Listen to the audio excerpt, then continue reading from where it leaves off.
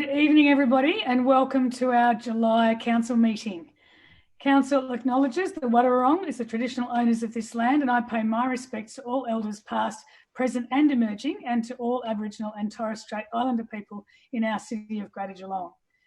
This meeting is being broadcast on the internet, and recording of the meeting will be published on the Council's website.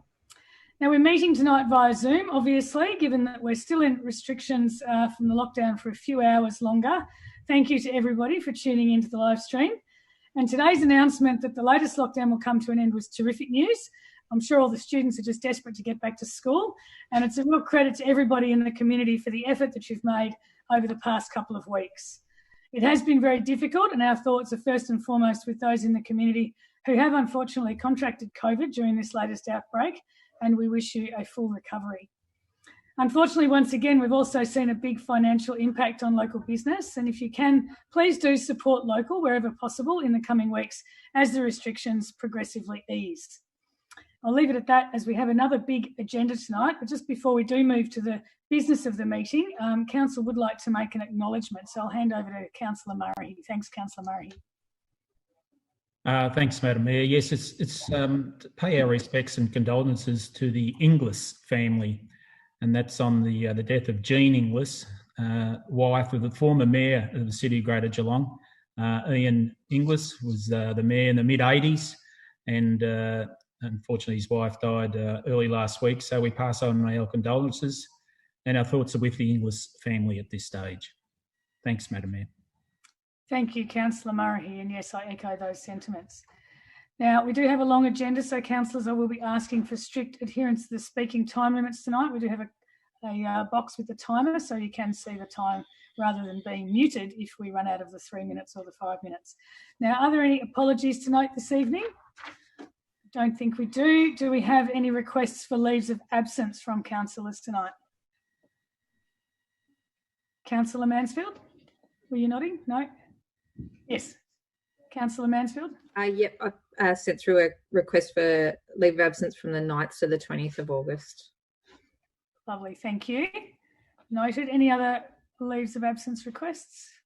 No, I don't think anyone's game to take a holiday at the moment because you can't be sure that you'll actually get away. Okay, are there any declarations of conflicts of interest in relation to the agenda tonight? If any do arise, do let me know and we will note them as we go. Can I please have a mover and seconder to confirm the minutes of the council meeting held on the 22nd of June 2021? To be moved by Councillor Grisbeck, thank you, and seconded Councillor Mansfield, thank you. All those in favour? Carried, thank you. Now, public question and submission time is the next agenda item. Unfortunately, we're not able to take questions directly from the public as we are virtually meeting. However, we do continue to accept questions and submissions from the community online and the gallery being closed to the public. And we've received 2 questions this month, 1 submission from community members for tonight's meeting, and each person who has taken the time to ask a question will receive a response via email. It's also important to note that each councillor has read the questions and the submissions sent in. And while we won't read the questions out in full for the record and for transparency, I'd like to note the following people have sent in questions and their topic. 1 from Carolyn Danaher on climate emergency, 1 from Sally Fisher on the draft climate change response plan. And also David Hodge on behalf of the landowners identified as future intermodal in the Lara structure plan has made a submission regarding the Avalon corridor strategy. So we thank those people for their contribution and for their questions and submissions. Are there any petitions or joint letters to be tabled tonight? I believe we may have one. Again, Councillor Mansfield, yes? Yes. I have a petition from Jenny Stewart on behalf of residents in Maple Crescent in Bell Park. The petition is regarding problems they are experiencing with workers at a nearby health facility at the McKellar Centre parking in their street, which is impacting on residential use of on-street parking and also creating some safety issues. So I understand that a large number of residents from that street have signed the petition and that officers have already been working with them to try and look into that issue. I have a hard copy that is sitting at City Hall, but there's also a soft copy that I can forward and submit for purposes of tonight. Lovely. Thank you, Councillor Mansfield. Councillor Nelson, you have one as well? Thank you, Madam Mayor. I have a letter with a petition attached to it from Barb Jehu and her local residents in Jacob Street, Belmont. They're petitioning to have some traffic calming measures put in and around Jacob Street because residents from both Belmont and Highton and surrounding are using it as a cut through, and it's posing a risk to residents. So I submit that petition, Madam Mayor. Great, thank you, Councillor Nelson. And I really do appreciate people submitting petitions. It's a really good way to get change made, is to get a collective voice and get some support from your community. So thank you to those who've done so. So we'll go into section B, into the reports. And the first item on tonight's agenda is the Avalon Corridor Strategy, to be moved by Councillor Aitken and seconded by Councillor Grisbeck. Thank you, Councillor Aitken. Thank you very much, Asha. Look, it is appropriate. This is the first item that we have on our agenda tonight. With the draft climate change, this is actually the most significant item that we've got before us this evening. We're proposing to endorse the draft Avalon Corridor Strategy and open it up for community consultation for a period of 6 weeks. And we're also asking that the state government fast-track delivery of this corridor by creating an employment precinct and handing over planning authority to the Victorian Planning Authority to become the authorised planning organisation associated with this particular project. Look, I cannot, I don't know where to start with this one, to be honest, really, because Avalon and the Growth Corridor was first seen as a vision by the Shire of Corio back in 1991. So nearly 30 years ago was the first time an economic development strategy was actually looked at for this precinct and region. And it's absolutely amazing what is occurred since that time and what is projected going forward. What we're doing tonight as a council, this strategy means that we are protecting the green wedge between Melbourne and Geelong, which is a significant thing that all of our community has continuously asked for. We're also recognising the significant environmental and cultural assets that exist in this area, such as the Yuyangs, such as the Ramside wetlands along the coastal areas. But more importantly, this framework tonight starts an investment of an unparalleled precedent in Geelong and our region. I'll let Councillor Grisbeck talk about the significance of this with our Werribee and Wyndham neighbours, but what I just want to talk about is how important this is for Geelong. Over the next 20 years, our population in Geelong and Werribee is projected to grow by 317,000 people. It's estimated that we're going to lead over the next 20 years, 148,530 new jobs. And those jobs have got to actually come from somewhere. And the reality is the decision that we're making tonight is putting a blueprint out there where the majority, over 50% of those 148,000 jobs are actually going to come from the Avalon Growth Corridor. Why are those jobs going to come from the Avalon Growth Corridor? Well, tonight we're endorsing a plan and future for Avalon Airport. We're endorsing Victoria's new port to be built at Bay West, and we're opening up the largest ever commercial and industrial land development potential in the Geelong region.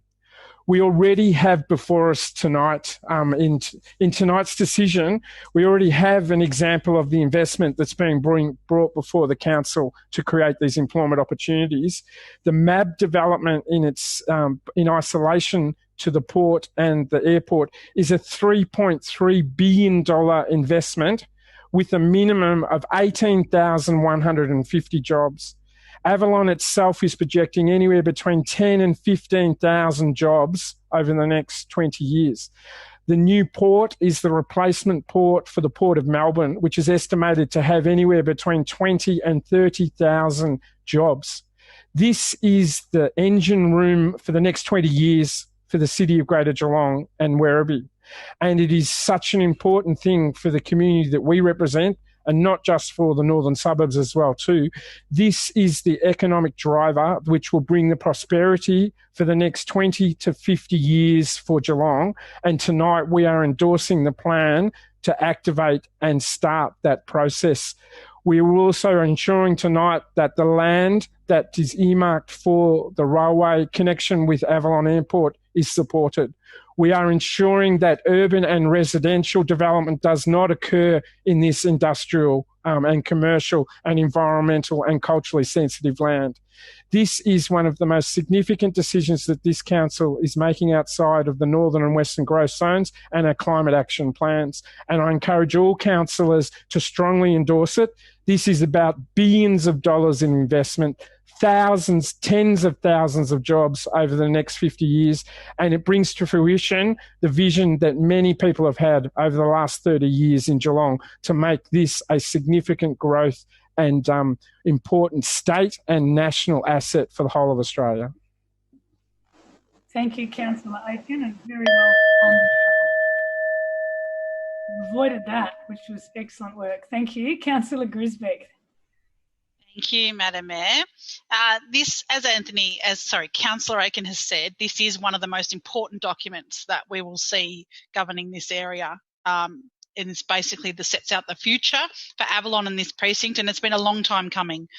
And now is the time for the community to have their say. You know, Little River, Lara, Anakie, Avalon residents and businesses, please have your say. This is about, we want investors, we want future tenants, those who travel, please have your say. This includes details around flight paths, potential developments, land uses, noise studies, transport visions, ports proposals, rail proposals. It is all in here. This is why it's taken so long to get to this point, and we're really proud of the officers, the work that they've done in collaboration with our Wyndham City colleagues, and what a fantastic way to continue our relationship on the one piece of work which we are both heavily involved. This is both of our future employment precincts, Wyndham and Geelong. This is where the future jobs will be, and we need to get this right. This report, as Councillor Aiken has said, also recommends Council fast track to the delivery of the employment precinct and requests the VPA to be the planning authority. This draft strategy, developed with the feedback provided by the community in November 2016, sets out the further assessments that will be needed into potential impacts on cultural heritage and environmental values. Just in wrap up, this is one of the most important documents, as I've said, and it really sets out the future for this precinct. And I can see that this is going to be where the jobs of the future are going to be. Thank you, Madam Mayor. Excellent. Your passion and enthusiasm is very infectious. Any other councillors like to comment on this one? No? Okay. Councillor Harwood, yes, please. Thank you, Madam Mayor. Just quickly, this, vision and, progress that we see today actually started back in the 2000s when Alan Joyce and Lindsay Fox came into City Hall to actually spruik the idea of Jetstar starting in Avalon. So, and I guess this would not have been far from certainly someone like Lindsay Fox's mind as to what the future might look like there. And here we are today having that very discussion. So, I mean, this is, as Councillor Aiken has alluded to, a huge opportunity for our region.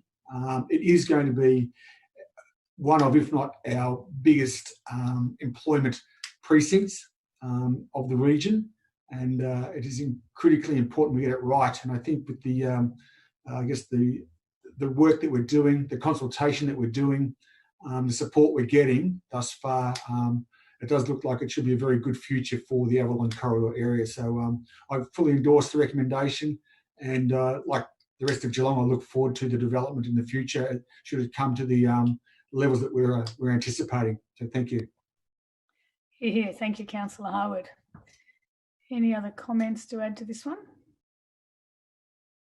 No, I think very aptly described as the engine room to bring the prosperity for the next 20 years, Councillor Aiken. So on that note, I'll ask you to close if you would. Thank you very much, Mayor Asher, and thanks for the comments for the other councillors as well too. Yeah, look, it is a 30-year vision. As I said, it started in 1991 with the Shire of Corio releasing the first economic development plan for the region. That Avalon region. At that time, Lindsay Fox didn't own have the lease for the airport. It was actually the government airport factory, but Geelong always had a vision to want to be the second airport. But what's exciting about this proposal now is it's not just about the airport. The airport is actually just one of three major economic drivers. Bay West is probably the most significant in terms of the new port for Port Phillip to be built on that site location. Avalon Airport is clearly going to be the second airport for Victoria, and we have to make sure that we, as a community, protect our interests, but also make sure that we maximise the employment opportunities. I actually looked up today, Melbourne Airport actually employs 21,842 people, effective full-time employees. If we get half of that, that is fantastic for Avalon. And of course, the other part I mentioned is the opening up of commercial and industrial land holdings, which we've already seen with NAB's $3.3 billion investment announcement, which they've estimated is 18,750 jobs. This certainly is the engine room for the economic prosperity for Geelong for the next 20 to 30 years. That's why Wyndham's interested in it, because they actually know that's where the jobs are going to be created for their population growth. It's only going to be 20 years before Geelong is 300 and just under 400,000 population, which are just unheard of numbers. But we are planning for it. We are making sure that we make the most of it, and we're doing it in a very environmental and sensitive manner as well too. And I'm really proud that this council is the council that's enshrining the green wedge between Melbourne and Geelong. We do not want to be part of the metropolis. We want to always have that physical break, and this planning strategy that we're releasing tonight does that. Thank you, Councillor Aitken. On that very final note, we'll put it to the vote. All those in favour? Those against? Carried. Excellent. Item 2 is the Sparrowvale Wetlands Master Plan, just as exciting, to be moved by Councillor Mason and seconded by Councillor Maloney. Thank you, Councillor Mason. Thank you. Thank you, Mayor Asher. This has been a long journey starting in December 2017 when Council approved the purchase of 500 hectares of land known as Sparrowvale Farm, which adjoins the Barwon River. This journey started with misfortune, and it's ending with joy. 200 hectares of natural wetland basin will be utilised to store stormwater where there has been a serious stormwater threat emanating from Armstrong Creek and Horseshoe Bend development precincts.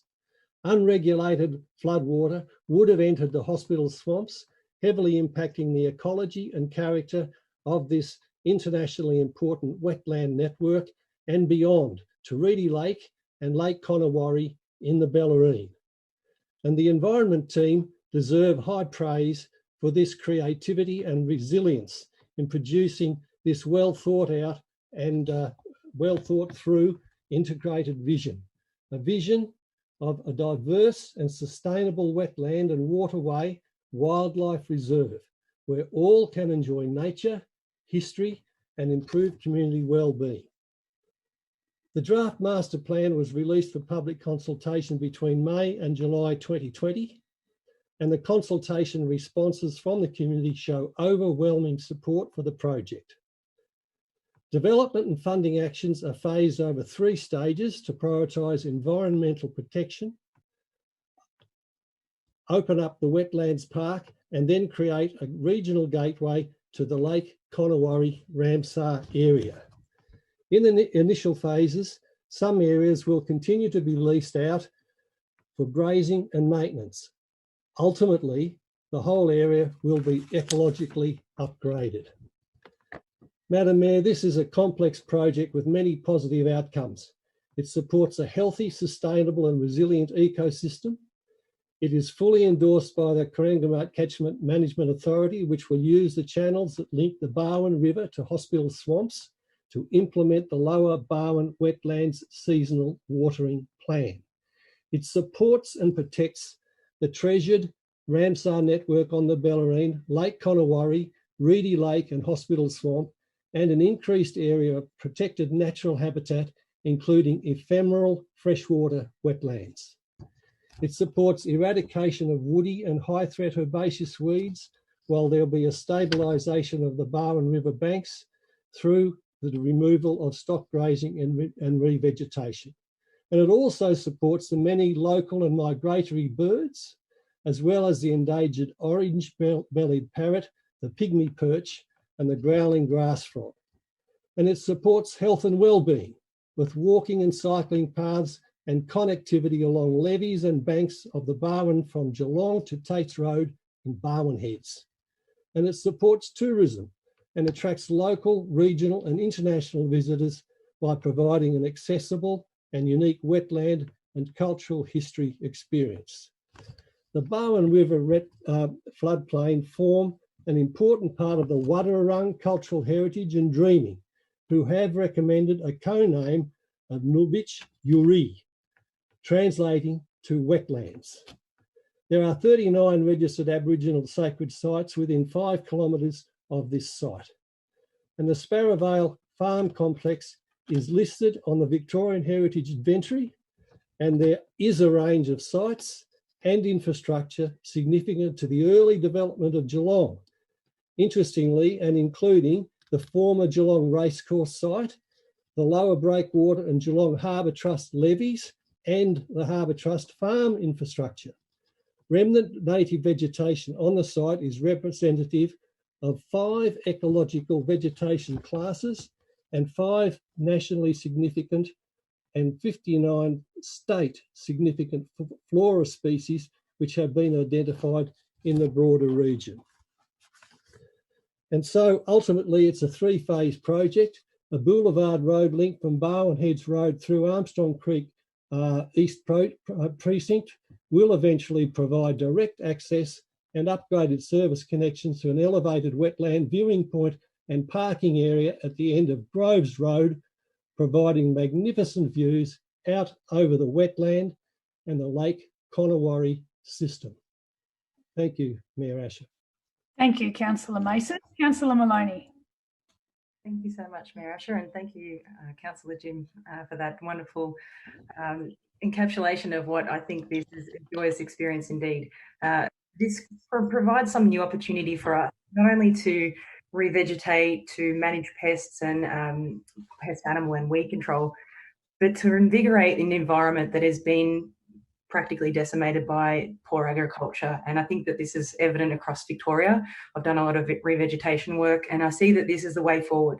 This is a way that we can lead the way as a council and a community to enable Mother Nature to take back what was probably lush lands many years before we rocked up. So I'm so proud that this is happening. I think it's a wonderful way forward, and it's a real demonstration of true leadership in the environmental space. So I'm pretty proud of this. Thank you, Mayor Asher. Thank you, Councillor Maloney. Any other comments on this one? No, I have a quick comment. I was recently on an international panel talking about nature-based solutions, and I've got to say Sparrow Vale is right up there on the world scale of how to manage situations such as drainage in a really effective and environmentally sensitive way. So well done to Greater Geelong for actually being right in there with the best practice. It's fantastic, and I was very proud to be talking about it. Any other councillors like to talk about this one before I go back to Councillor Mason to close? No, Councillor Mason. You'll need to unmute, Councillor Mason. Thank you, Mayor Asher, and thank you, Councillor Maloney. And thank you also to the officers who've done such wonderful work on this project.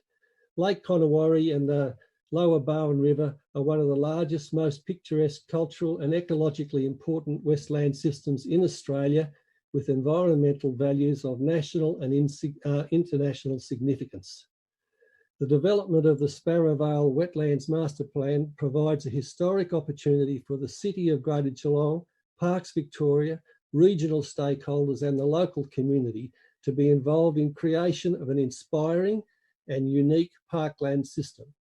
A park that protects whilst at the same time celebrates the recreational exploration, enjoyment and increased understanding and appreciation of complex layers of saline and freshwater wetland habitats and cultural heritage without compromising these values, legislative and international treaty obligations. And so with this creativity and persistence, we have an excellent result, good for our cultural heritage, good for the environment, good for the community and its health and well-being, and good for tourism and the economy. Mayor Asher. Thank you, Councillor Mason. On that close, we'll put this one to the vote. All those in favour? Those against? Carried. That's excellent. Okay, item 3 is the Port Arlington Recreation Reserve Master Plan draft, to be moved by Councillor Sullivan and seconded by Councillor Mason. Thank you. Deputy Mayor Sullivan. Very much, Madam Mayor. What we have before us this evening is a report to seek Council's approval for the release of the Port Arlington Recreation Reserve Master Plan, to put out for public consultation for over a period of 6 weeks. A project reference group of key stakeholders and user groups of the reserve was established and has provided insight and input into the draft master plan. Bellarine councillors have often met with this group to work together to reach an optimal result for this project. And I would like to thank all of the reference group members for their time and dedication to this master plan. The master plan proposes investments that respond to the community's values for the reserve. These have been identified in the engagement process.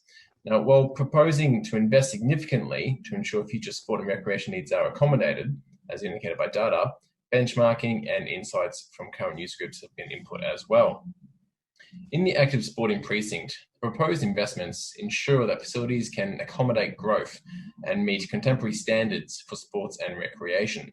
The proposed investments include major development to the main pavilion, improved accessibility to existing netball and tennis pavilions, redeveloping the cricket nets to improve safety and provide greater multi-use, as well as to construct a new agricultural shed and provide additional opportunities for community use of the reserve through hopefully a new community garden, enhanced playground, and new bike jump area.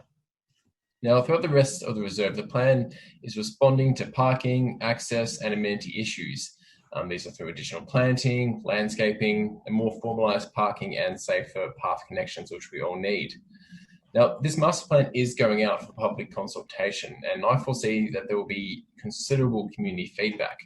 People of Port Arlington are fiercely protective of the significant community asset, and I encourage all residents to take a look at this document because it will guide the future of what is the major place of gathering in our town for a plethora of activities. Council has budgeted over $1 million for over the next 2 years for the improvements of the reserve, so we need to make sure that we get this right. So I'm happy to table this for a recommendation and move it to get some public consultation on this plan going forwards. Thank you, Deputy Mayor Sullivan. Over to Councillor Mason. Thank you, Mayor Asher, and I fully endorse what Councillor Sullivan said. I think he said it very well. So to continue on, the Port Arlington community really does value this asset and its surrounding parks and reserves, and the strong sense of community ownership and participation actually goes back generations. We can see the evidence of this by the aged yet high quality structures the community have put in place. This interest remains significant and was reactivated since the 2018 $50,000 state grant and community engagement in April-May 2020. A project reference group was formed, and it's great to have such participation by the stakeholders, especially the Port Arlington Community Association, the Port Arlington Football and Netball Club, the Cricket Club, the Tennis Club, the Guides Group, the Pony Club, the Community Garden Group, the Bellarine Agricultural Society, and of course the Bellarine Bayside Foreshore Committee. And of course we Bellarine Ward councillors have been along for the ride, led by city officers and of course the project control group. And the facilities have been compared with Sport Recreation Victoria standards, regional standards, and planning developed against future population projections. And as Councillor Sullivan said, quite a number of upgrades has been deemed necessary, and I won't repeat all of those. But I will say that there have been a lot of rich and robust conversations, and I believe most needs have been satisfied. And as Councillor Sullivan said, there's a lot of interest in this, and there are still a few concerns. There are desires for more space around the second oval, and that a second story to the main pavilion would have to be externally funded. and other stakeholders want a new community garden, an enhanced playground and a new bike jump area on the old netball courts, while only recently the Port Arlington CFA have expressed interest on their ongoing need for the same space.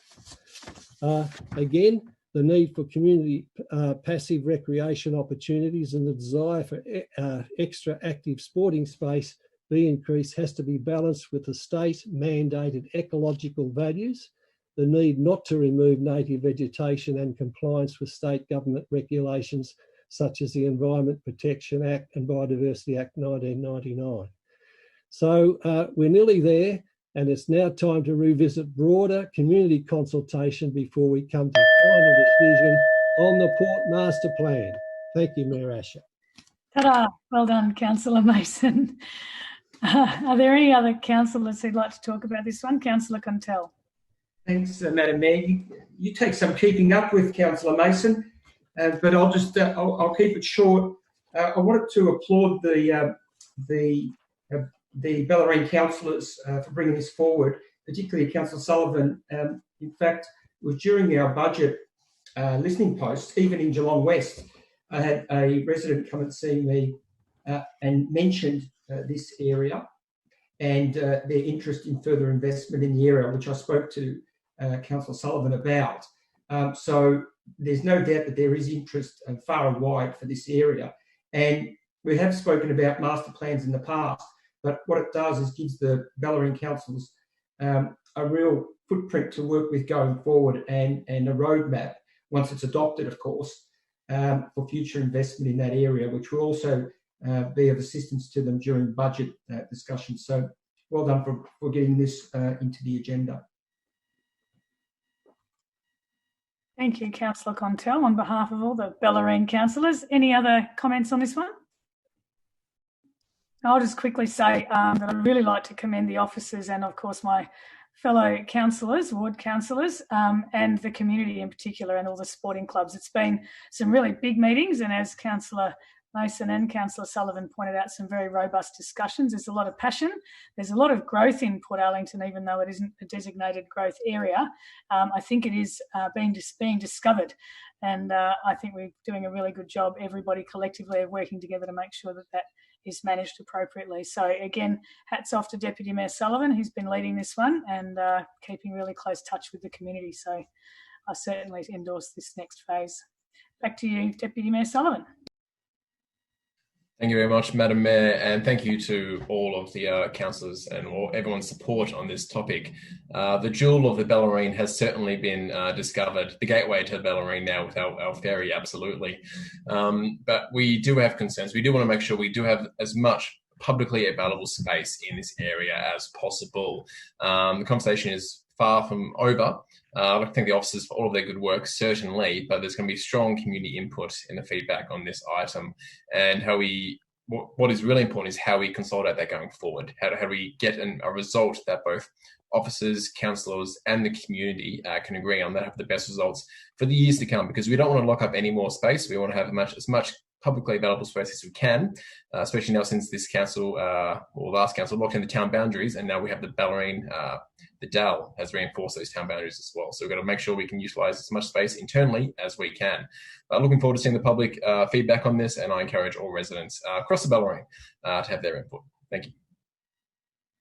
Thank you, Deputy Mayor Sullivan. And with that ringing endorsement, we'll put it to the vote. All those in favour? Those against?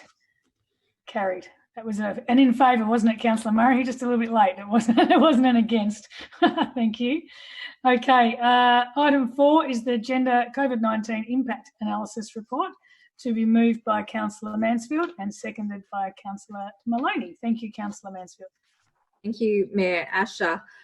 We've all heard quite a bit throughout the pandemic that the impacts of COVID and the COVID restrictions have been disproportionately felt by women. And as part of our COVID response, we were interested in understanding more about what that means locally for women and people who identify as women in our community. We funded a research project that was undertaken by consultants and officers And they undertook that research between December and March. And this report really outlines the findings of that research, as well as a whole list of actions for us to undertake as a city, both immediate actions that we can take, as well as some longer term projects that we really need to be working on. The research was undertaken through an intersectional lens, so we were looking at women from all sorts of different backgrounds and who face various challenges in their lives.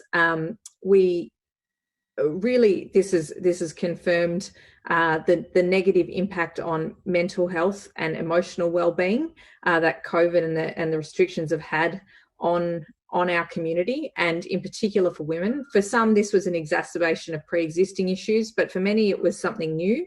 And this is in part due to the pressures of having to balance a number of different roles.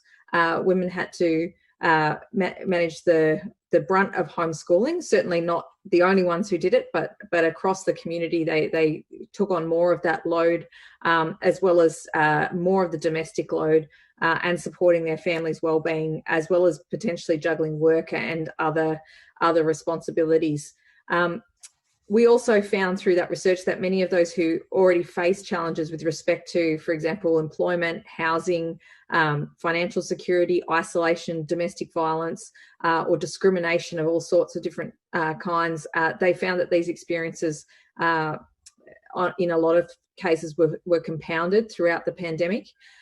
Women are overrepresented in casual and insecure, low-paid work, and they're also heavily represented in essential work and on the front lines. So they sort of wore the double impact of increased risk of COVID, as well as more impacts from the restrictions. So, there certainly were a lot of stresses and negatives highlighted through this report, but there were also some positives. In particular, the ability to work flexibly from home came through as overall a positive, and something that a lot of women would like to see continue, provided that it's adequately supported through adequate technology and structural changes.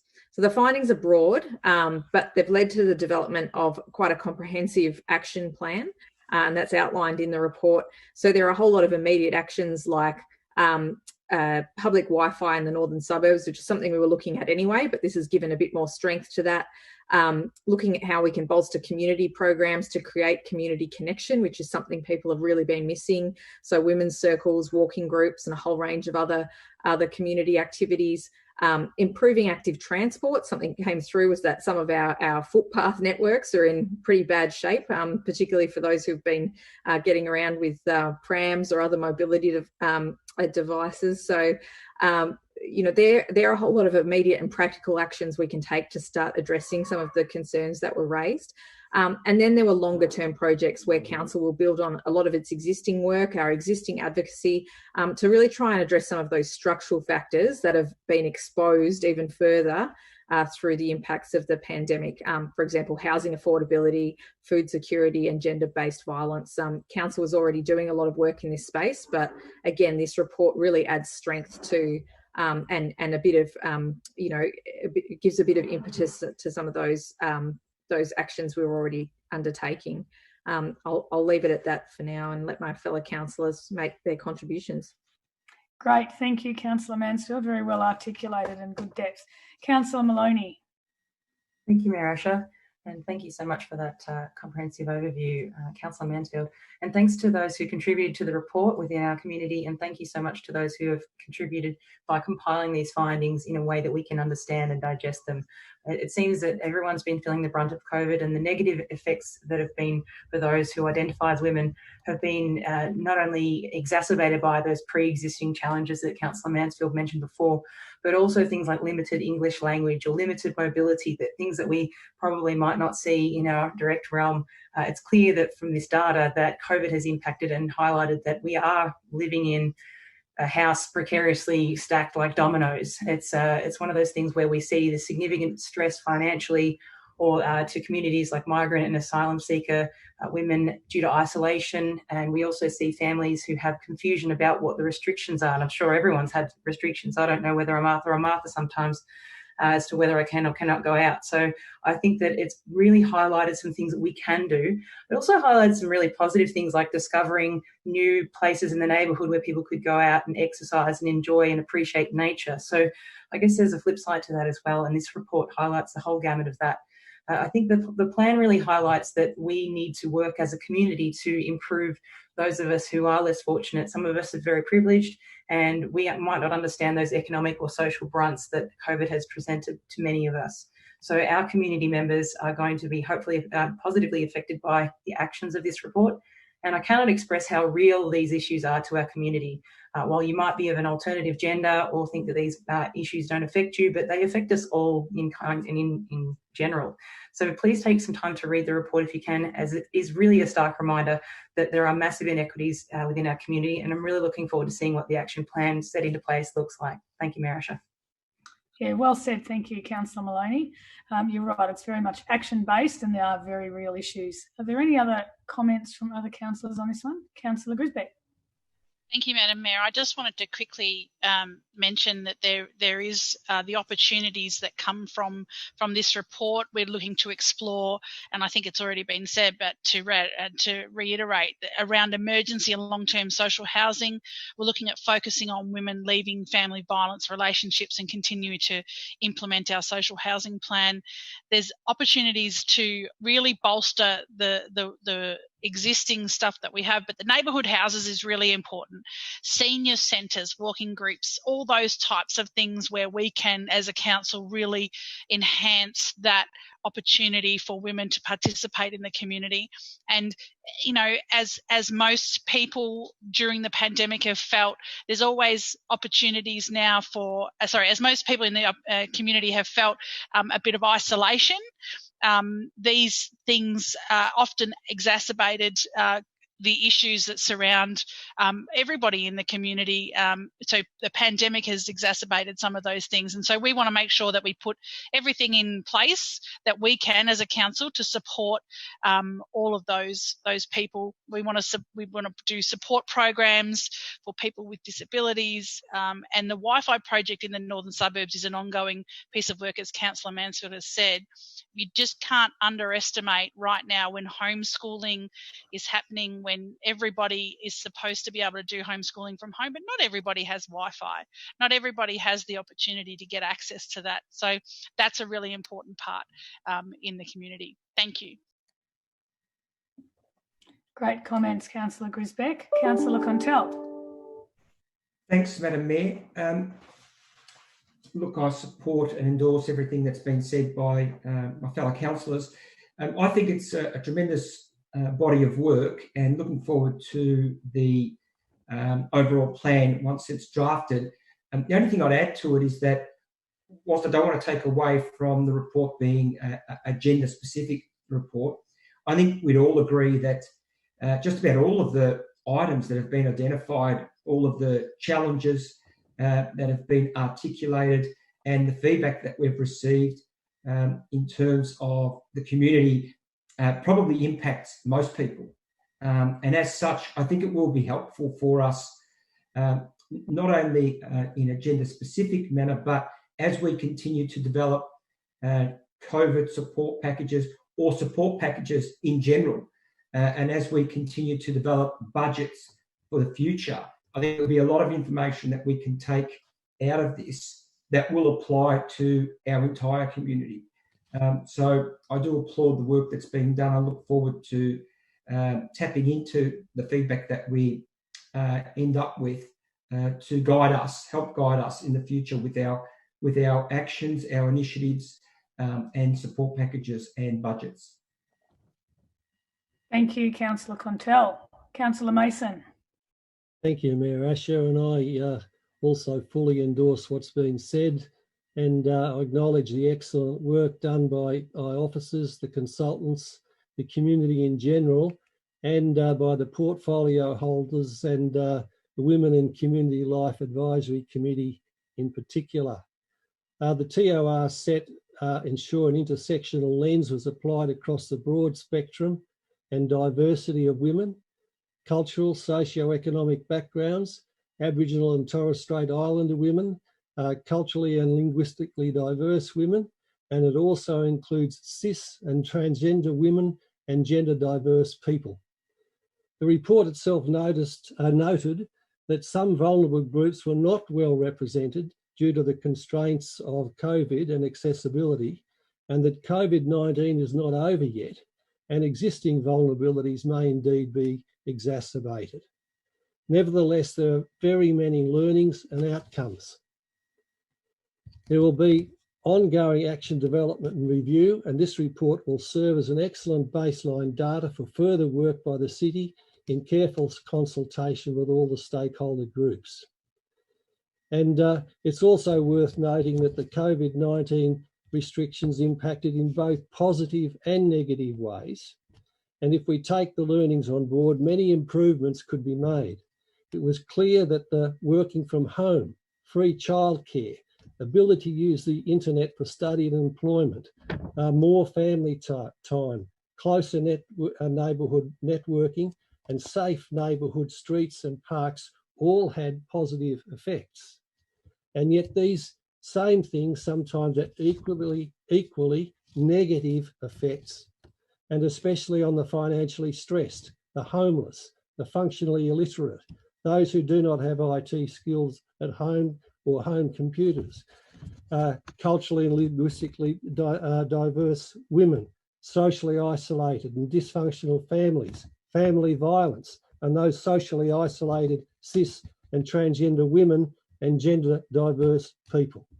So this report is extremely constructive and carefully recommends immediate, medium and long-term actions have been mentioned before, and the City can take time to improve the quality of life and opportunities available to all of these women.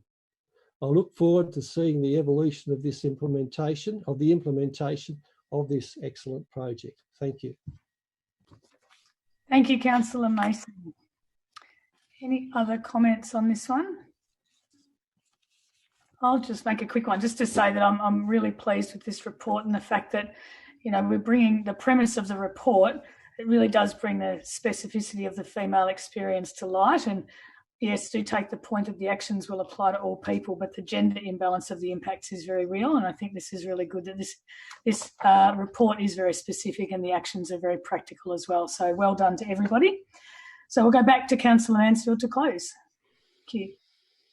Thank you, Mayor Asher, and thank you to all my fellow councillors who have contributed to the discussion on this. I think, you know, I'll note that in the actual research report, there's some reference made to perhaps us being past the strictest of the lockdowns.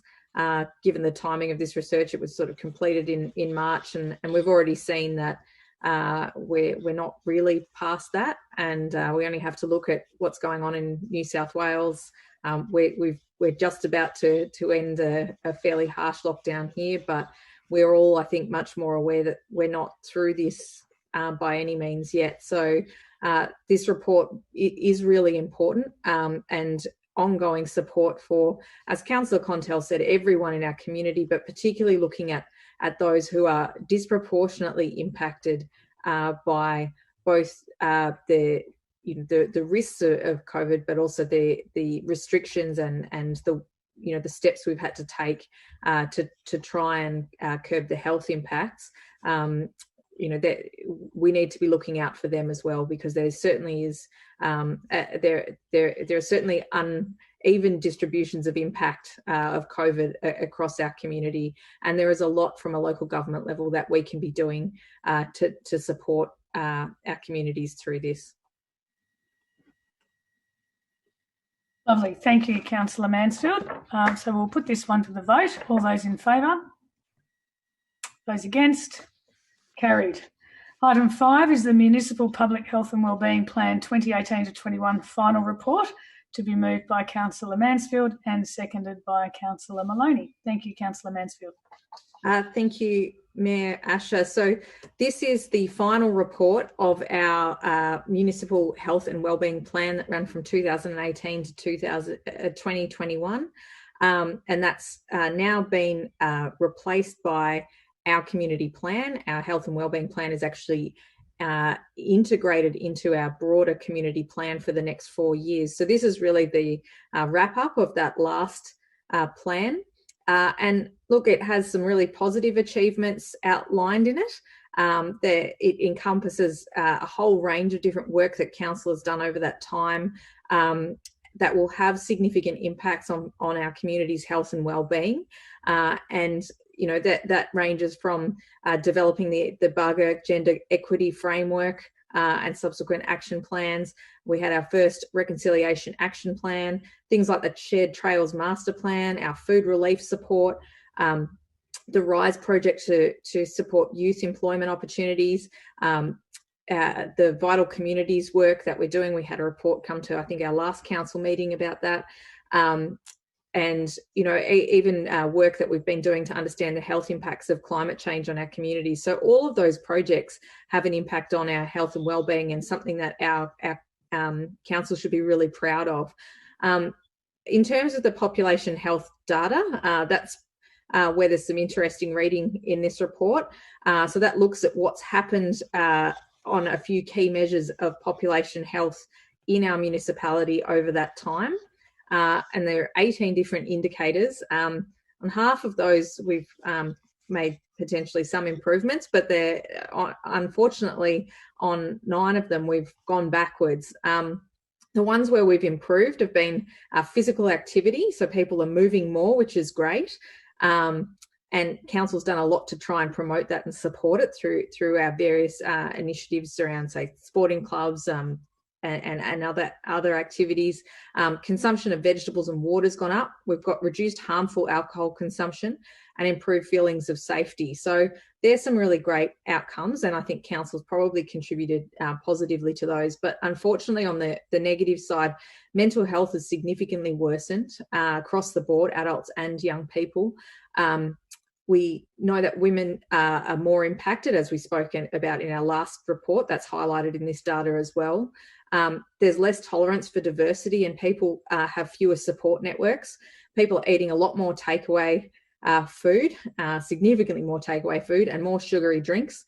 And people are spending a record amount on pokies, and family violence incidents are rising. So that's all pretty sobering reading. And I think it's difficult to ignore some of the broader factors that will be influencing that. In particular, again, COVID will have had a huge impact on all of those different measures. But again, it highlights the importance of the work that council does, and the need for us to be focusing on what we can do to support our community to address some of these issues, because all of them are things that will ultimately be detrimental to our community as a whole. You know, if we can keep people healthy physically and mentally, that's a good thing for the whole of our community. So I think there's some great work in there that we can reflect on, and our officers and our whole organisation should be congratulated on that fantastic work. But there's still plenty more to be done. And I'm hopeful that through our next community plan, with health and wellbeing embedded in everything that we're doing across the organisation, we'll start to be able to make some headway in those more sobering areas of population health. Right, thank you, Councillor Mansfield. Councillor Maloney.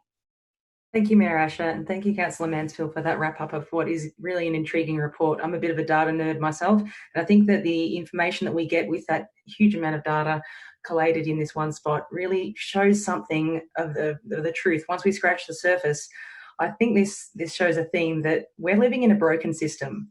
Something's not right. As council, we can only do so much. We can't do everything, and we can't be everything to everybody. So I feel like this hatches a plan to strategize what we can influence and what we can help to do to educate. I can't go around and smack the snacks out of other people's hands and the takeaways and all of that, but I can influence people to try and live a healthier lifestyle, exercise where they can, reduce, their propensity for illness, also encourage people to seek help if you are in a family violence situation. Email me, give any of us a call. I think that this highlights a real indicator that we as a council and community have to lift everyone up. It's something that other levels of government might need to do a little bit better. So maybe we need to advocate to them as well.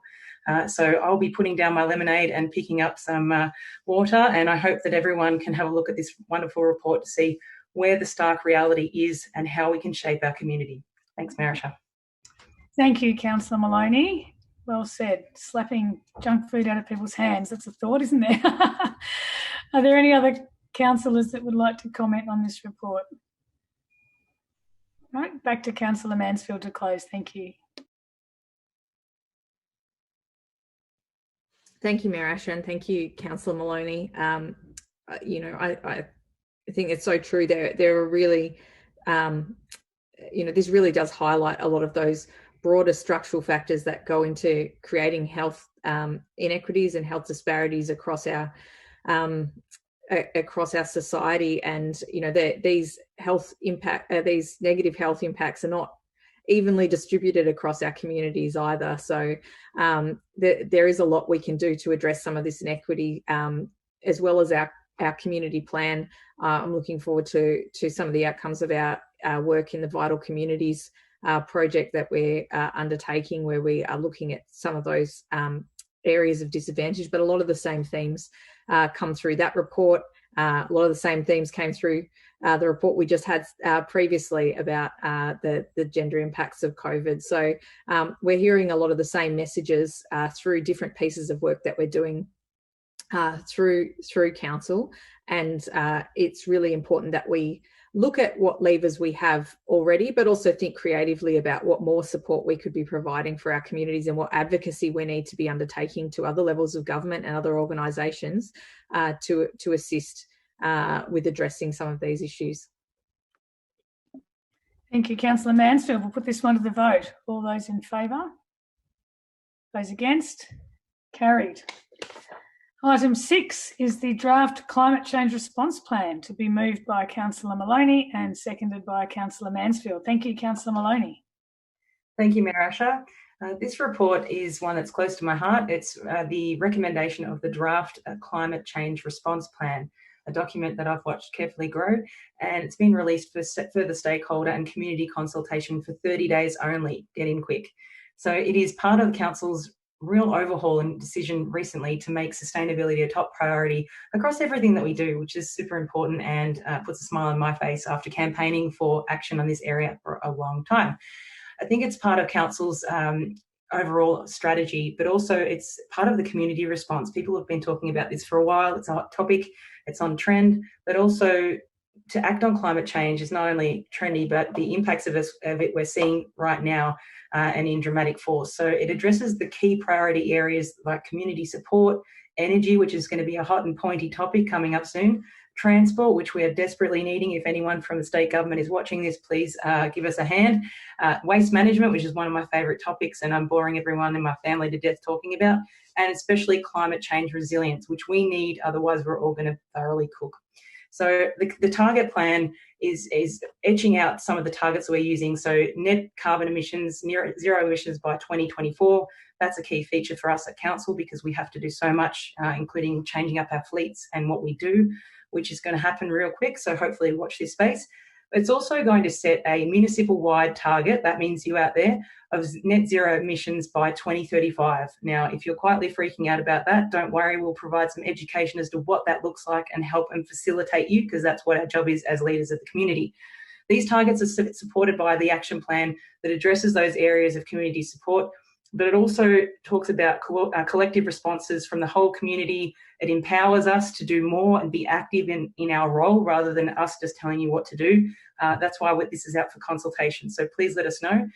It's also aiming to increase our energy efficiency. I say with my lights all on over this place, but I think that it's a really important thing to encourage us as an active community with the way that we produce energy and also make sure that that's efficient, again, sustainable transport and other non-energy emissions, and increasing our carbon drawdown, which is super crucial and is going to be the topic of conversation if you chat to me in the next few years. But I'll hand over to Councillor Mansfield to talk a bit more about the plan. Thank you. Well done. Thank you, Councillor Maloney. Councillor Mansfield. Thank you, Mayor Asher, and thank you, Councillor Maloney. This is a really exciting plan to be putting out for community consultation. It's the product of several years of work.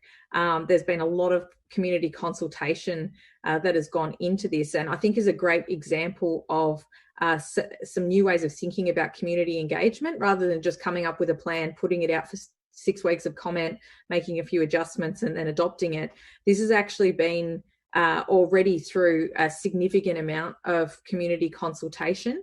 And that has included not just with individuals who are interested in this, but we've proactively gone out and consulted with industry, businesses, other organisations who we'll need to have on board if we're going to meet these very ambitious targets. So we're quite confident as an organisation that council will meet its own targets of zero emissions by 2025. But we are going to, we need to set a much broader target as leaders in the community if we're going to make a difference here. And so we've set a very ambitious target of net zero by 35 for the whole community.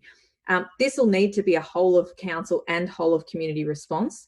Can't just be the environment department or the climate change action portfolio. As much as I love that department and all the work that they're doing, we only have to look at what's going on in the Northern Hemisphere at the moment to see the impacts of climate change on infrastructure. They're going to be significant, and we need to be prepared. I was listening to the most depressing podcast the other day about the heat waves in Portland, Oregon, and the devastating impacts they're having on there. Particularly people who are already vulnerable through poverty, poor housing, and other factors, and they're living in awfully barren heat islands in their in their suburbs. So we need to get a move on with climate action. And one thing I think is a little bit of a shame is that we missed the 4-year council plan. We got a lot of climate change action in there, but also the 4-year budget cycle. I know we've already had a bit of feedback about how we're going to resource this plan, and I'm wondering this too, and I'm be following the community feedback keenly on that one.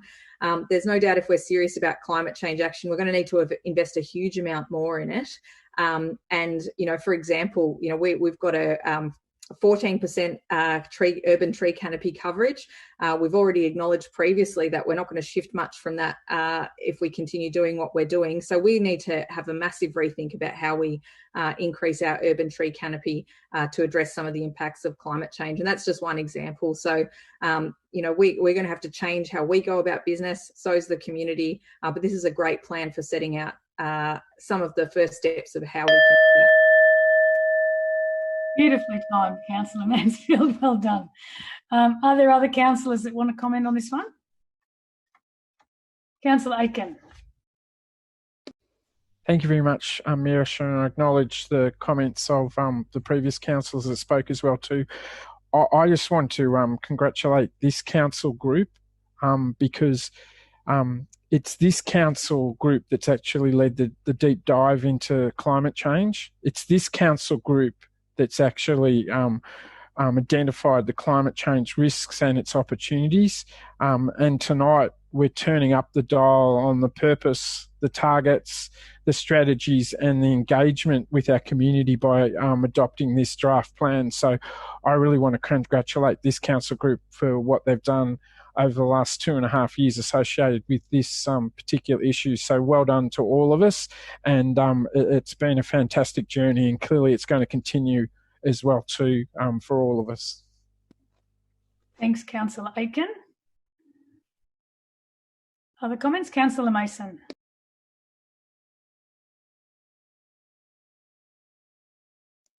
Thank you, Mayor Asher. And yes, thank you for the other speakers. And this is really a fantastic and ambitious document.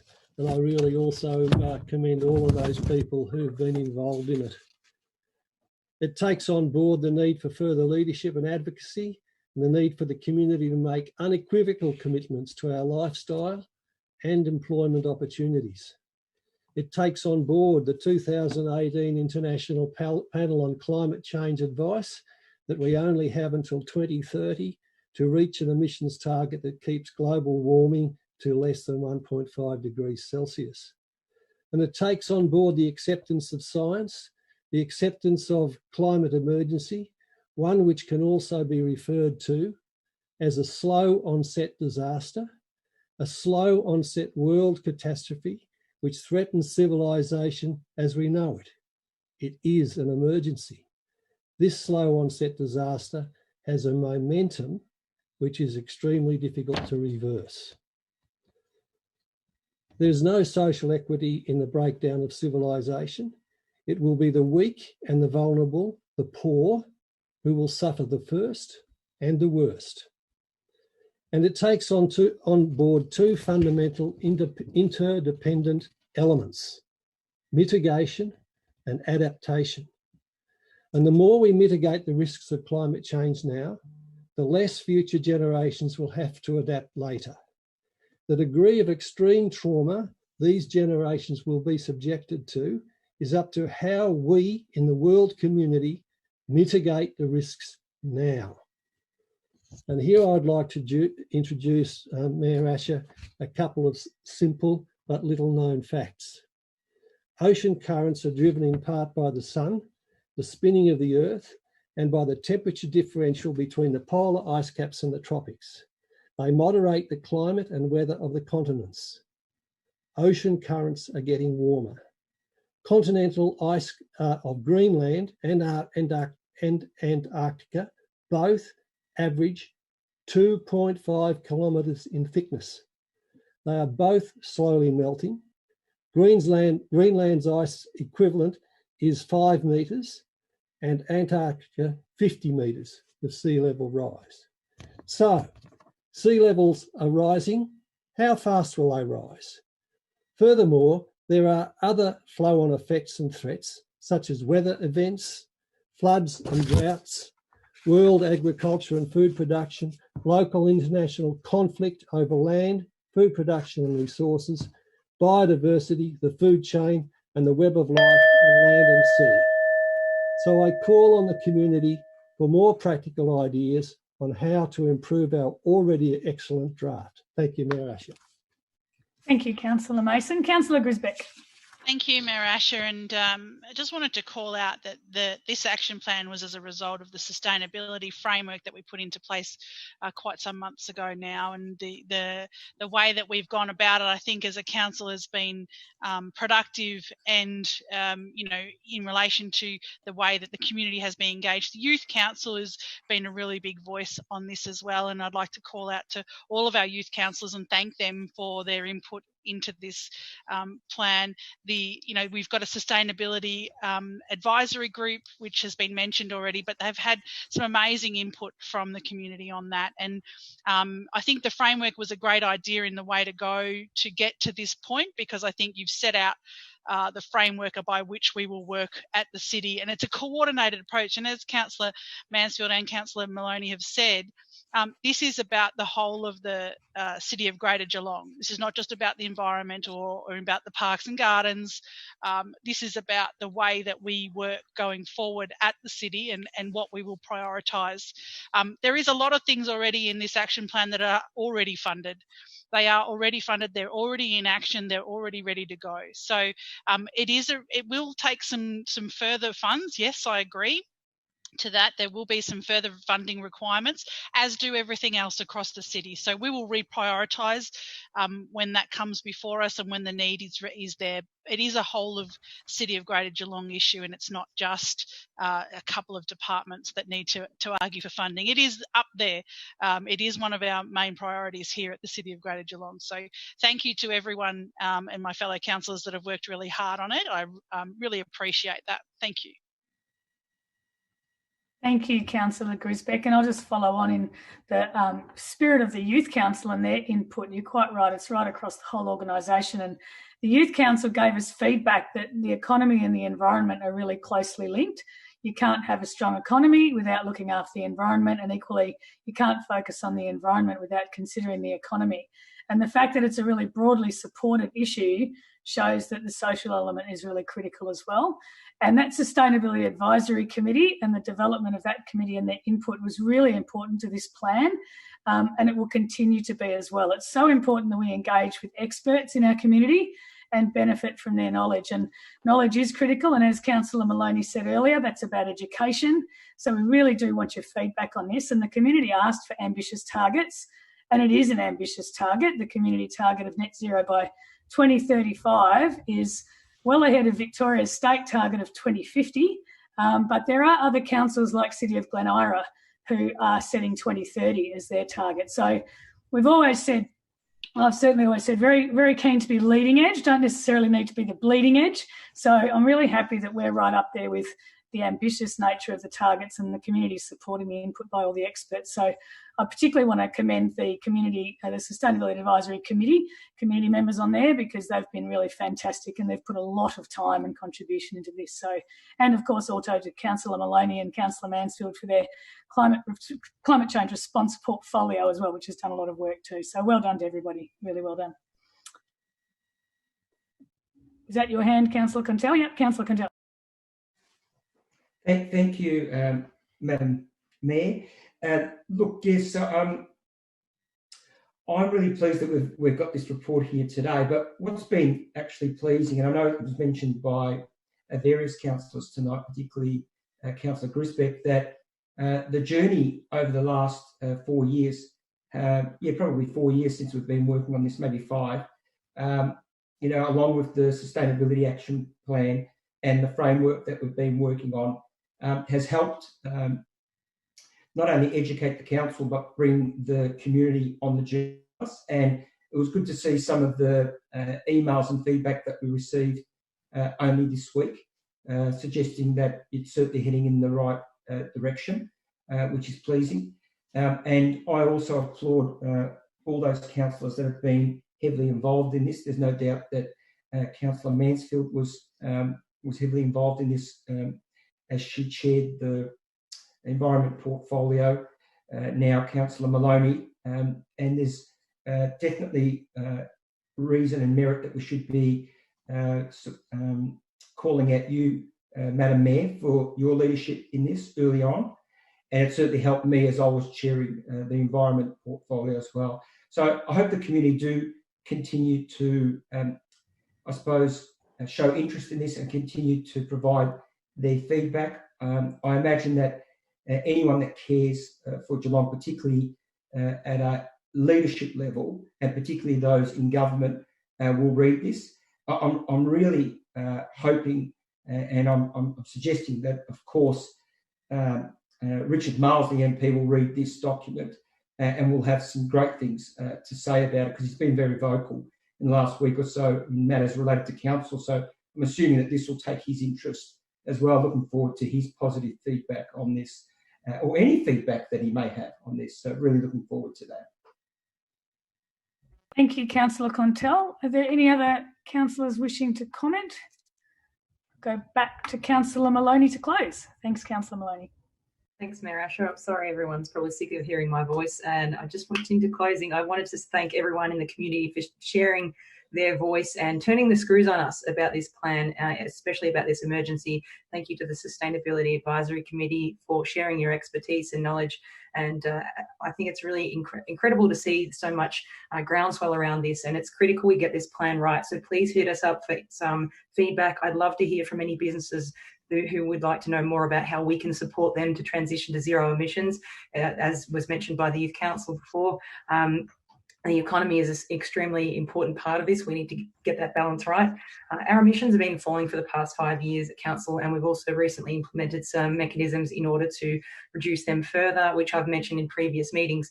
But climate change threatens every aspect of our lives, and I think after heavy campaigning and protests around the world, and poor Greta's sitting out of school for a long time, I'm really glad to see that our Council is taking action on the dire emergency and the life or death consequences that we face if we don't act on this.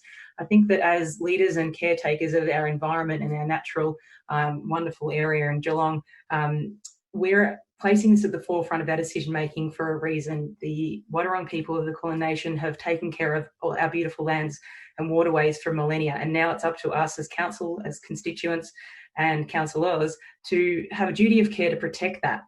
To educate ourselves, because we don't know everything, educate our constituents as to how we can get this right, and also for constituents, for our community to educate us how to do better and how to avoid the potential widespread catastrophic climate change events. So thank you everyone so much for your input, and really looking forward to seeing how this gets some feedback. Thanks, Mayor Asher. Thank you, Councillor Maloney. We'll put this one to the vote. All those in favour? Those against? Carried. Item 7 is the Rabbit Control Plan 2021 to 2026, to be moved by Councillor Mason and seconded by Councillor Maloney. Thank you, Councillor Mason. Thank you, Mayor Asher. It's interesting to note that the natural Australian ecosystem has over 230 years become quite fragile. The effects of deforestation, overgrazing, soil erosion, inappropriate water management, introduced weed species and feral animals have taken a very heavy toll on this ecosystem and the native species food chain. Many early European settlers and explorers, brave yet ignorant of their new environment, died or failed. A legacy is the animals that survived them. There are now 1 million feral animals in our deserts, muddying waterholes and destroying habitats.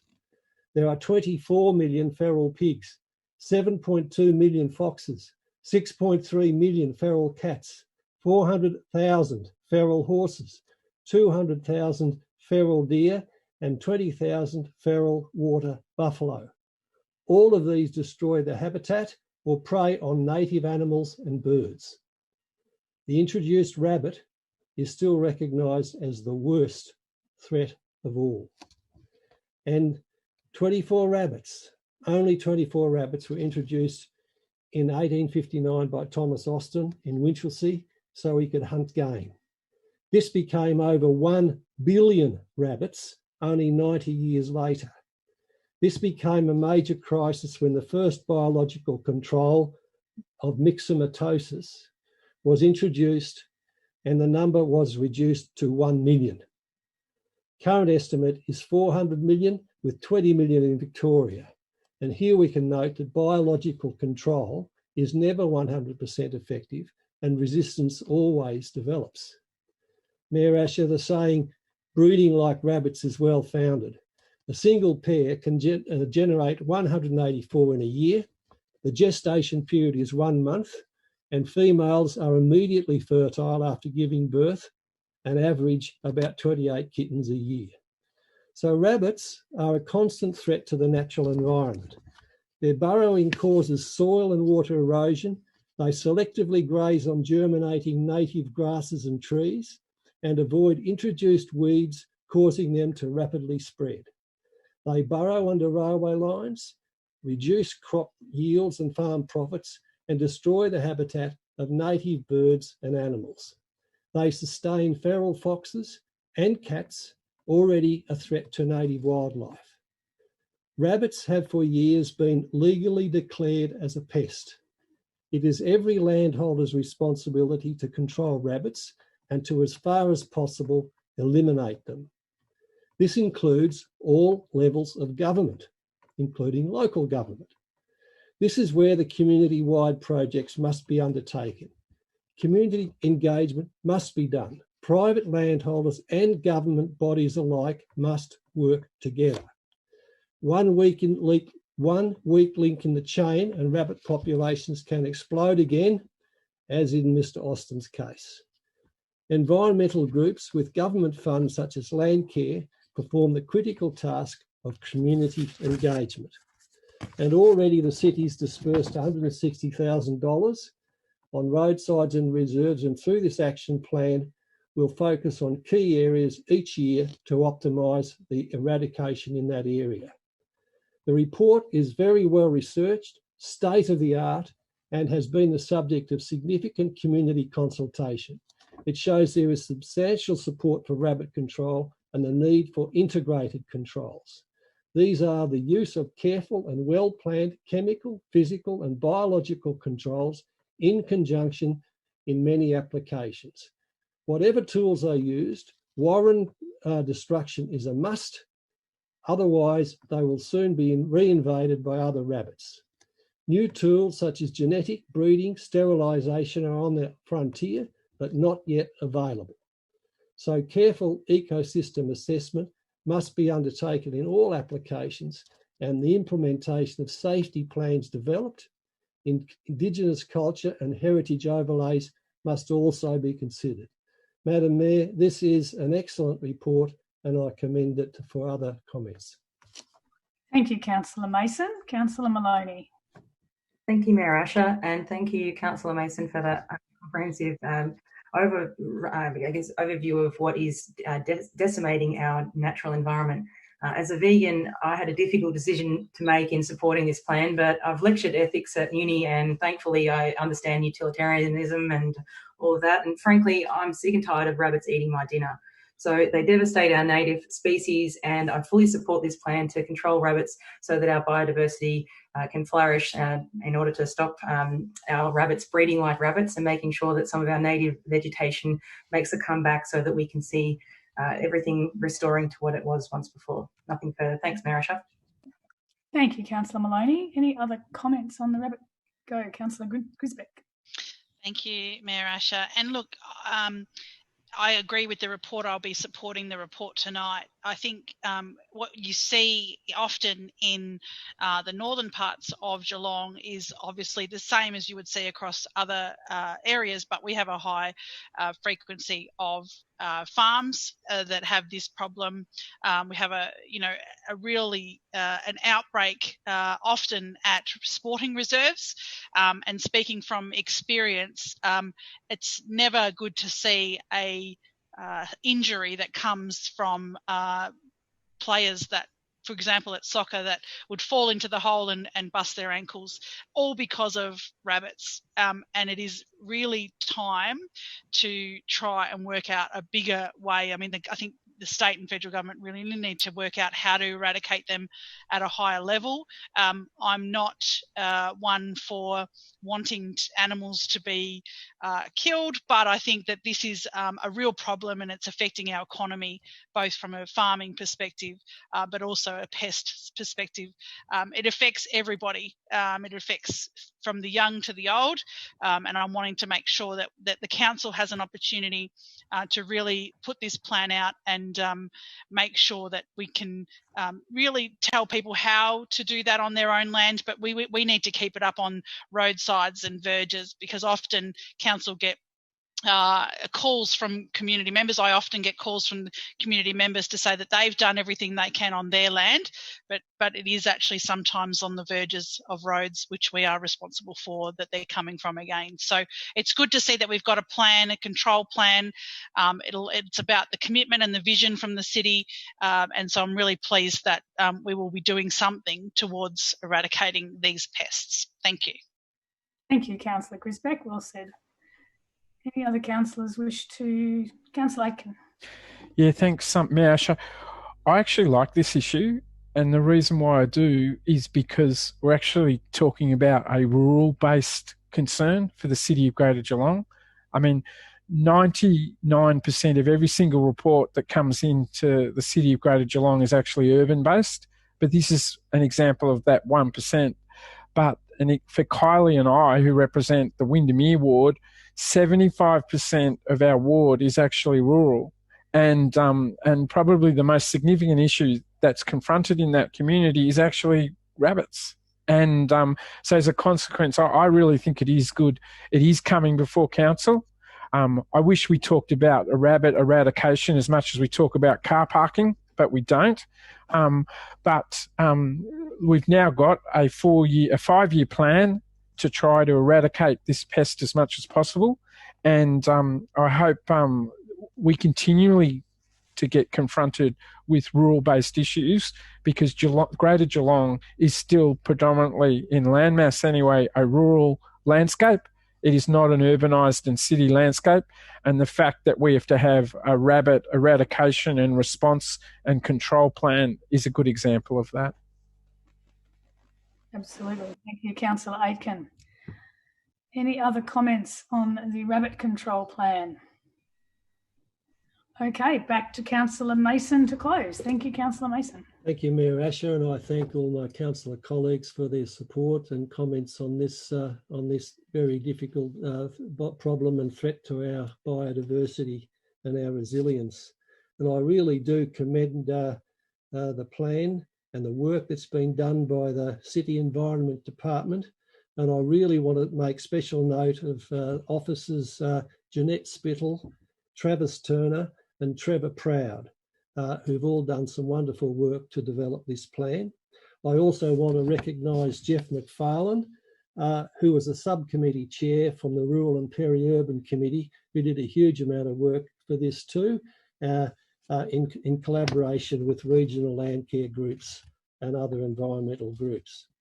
The threat of Australian biodiversity is real, and through this excellent action plan, it will be substantially mitigated through collaborative action, community action, and local government action.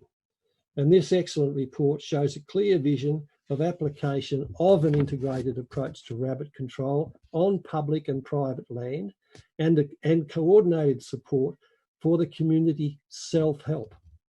This will enable natural regeneration of our reserves, will improve agricultural production, and will restore natural and rural landscapes.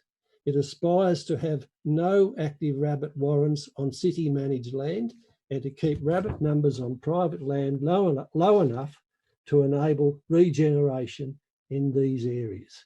Thank you, Mayor Asher. Thank you, Councillor Mason. Very comprehensive summaries there. Okay, we'll pop this one onto the vote. All those in favour? Those against? Carried. Item 8 is the Rural and Peri-Urban Advisory Committee Terms of Reference, to be moved by Councillor Mason and seconded by Councillor Maloney. Thank you, Councillor Mason. Thank you, Mayor Asher. I've nearly talked out here tonight, but I really am pleased and proud to have been chair of this committee since its inception in February 2018. Its fundamental mandate has been to provide advice on matters of interest to the rural and peri-urban communities of the municipality and beyond. And so its first primary objective was to review transition strategies for livestock and information exchange. The community has done ongoing, consistent and valuable work and has produced advice on the Bellarine Dal, Barwon Water and Recycling, truck wash and standpipe facilities, biosecurity, pest and animal policies and strategies, and a range of other agricultural and environmental management practices and policies. The committee consisted of 5 independent community members, representatives from 3 other G21 councils, Agriculture Victoria, and 4 senior City of Greater Geelong officers. Since its inception, it has met 26 times, with many more subcommittees meetings along the way. And I want to recognise the exceptional dedication of the committee members, city officers, who have had an overwhelmingly high participation rate. And I note especially that the 5 voluntary community members who have been unrelenting in their support: Fiona Conroy, a farmer and member of the VFF, Joan Lindros, chair of the Geelong Environment Council, Stuart McLean, retired councillor and livestock advocate, Eric Sharkey, farmer, and Jeff McFarlane, retired agricultural extension officer and land care advocate. I thank them all very much for their service to the community. And the terms of reference for the committee have been reviewed and updated to reflect the changes in the Local Government Act 2020 and learnings from the operations of the committee. Madam Mayor, I'm pleased to say that the original TOR have stood the test of this review, and there are few changes.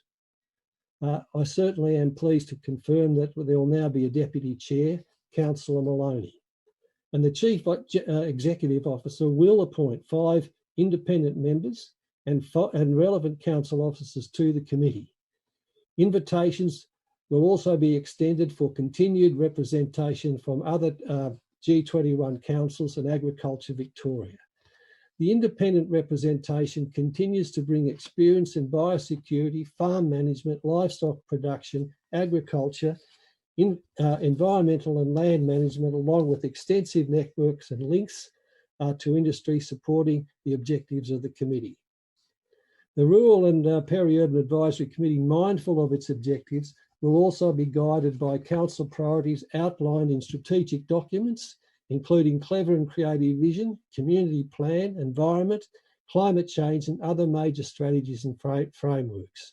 Mayor Asher, I look forward to convening the new committee in collaboration with Deputy Chair Councillor Maloney as soon as possible after the CEO appoints the new community representatives. I commend the revised TOR and support the recommendation.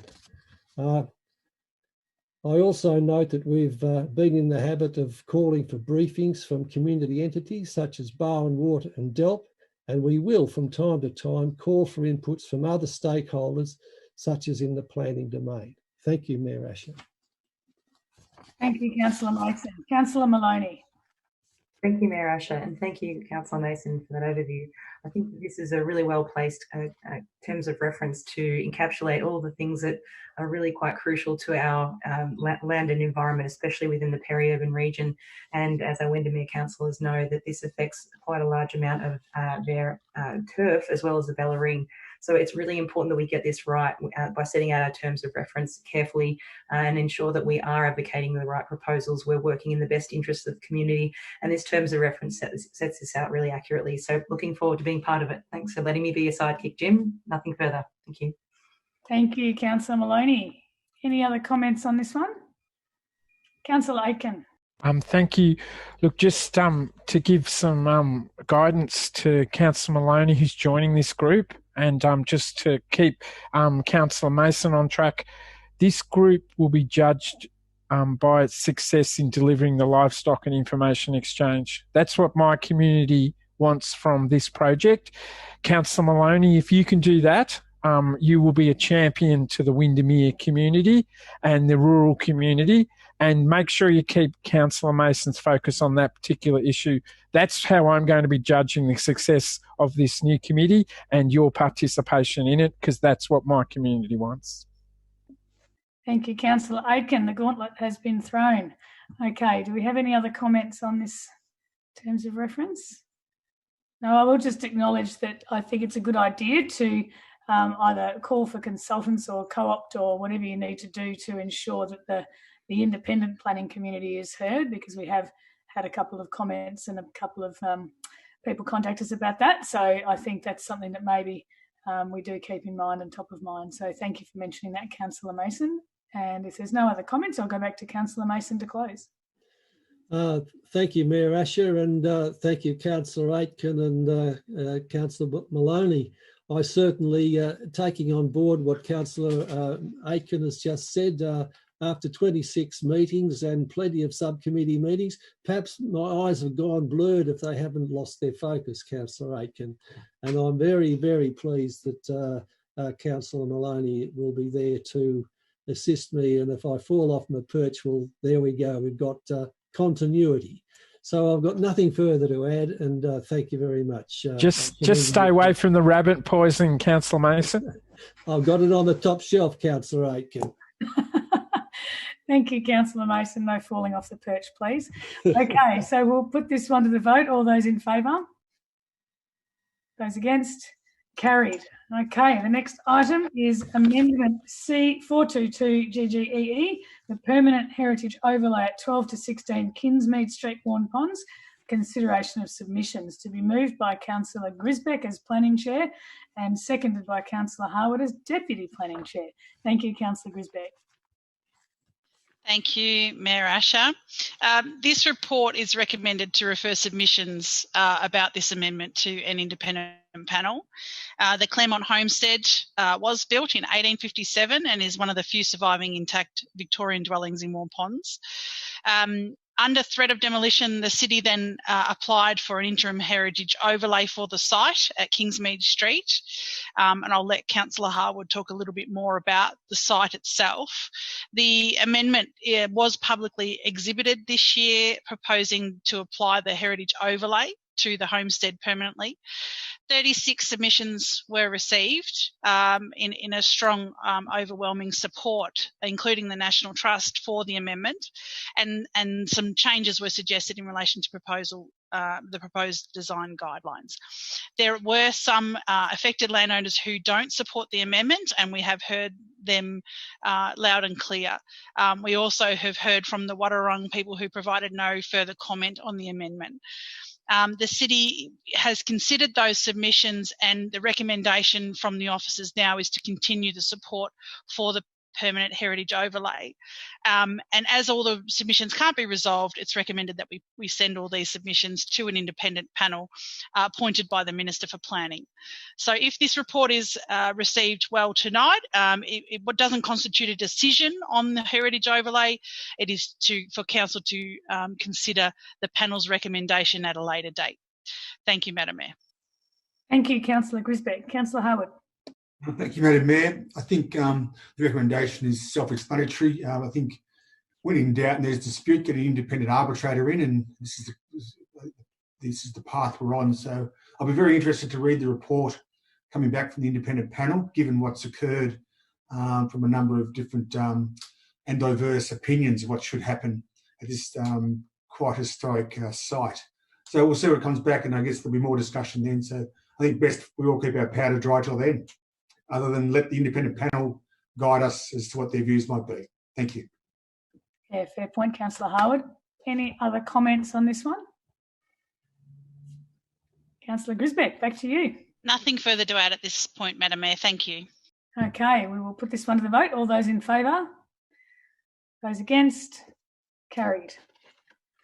Moving on to item 10, which is Amendment C414 GGEE, the proposed rezoning of former rail land at McCurdy Road, Herne Hill, to be moved by Councillor Contell, thank you, and seconded by Councillor Mansfield. So, Councillor Contell, thank you. Thanks, Madam Mayor. I'm going to propose a slight amendment to the report, if I may, and I'm looking to make the amendment in recommendation 9.1 at the end of that recommendation, and it should read attachment 1, in particular public access and the continuation of the Gabrielle Blythe Memorial Walk and access to the Kevin Kirby Reserve.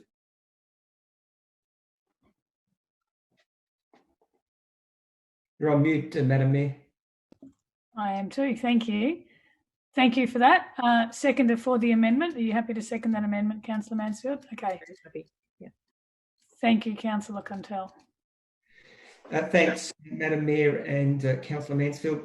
Look, the report that we have in front of us is seeking council support for a submission to be made in relation to VicTrac's request to the Planning Minister for rezoning the former Finesford Cement Works railway land. It's adjacent McCurdy's Road in Herne Hill, and the site's known in the report as 67B and 67C McCurdy Road. And this comes about as a result of VicTrac determining that the land is now surplus to their operations. So whilst I assume most of the councillors are familiar with this strip of land, the site's a linear parcel of land located on the eastern side of McCurdy's Road.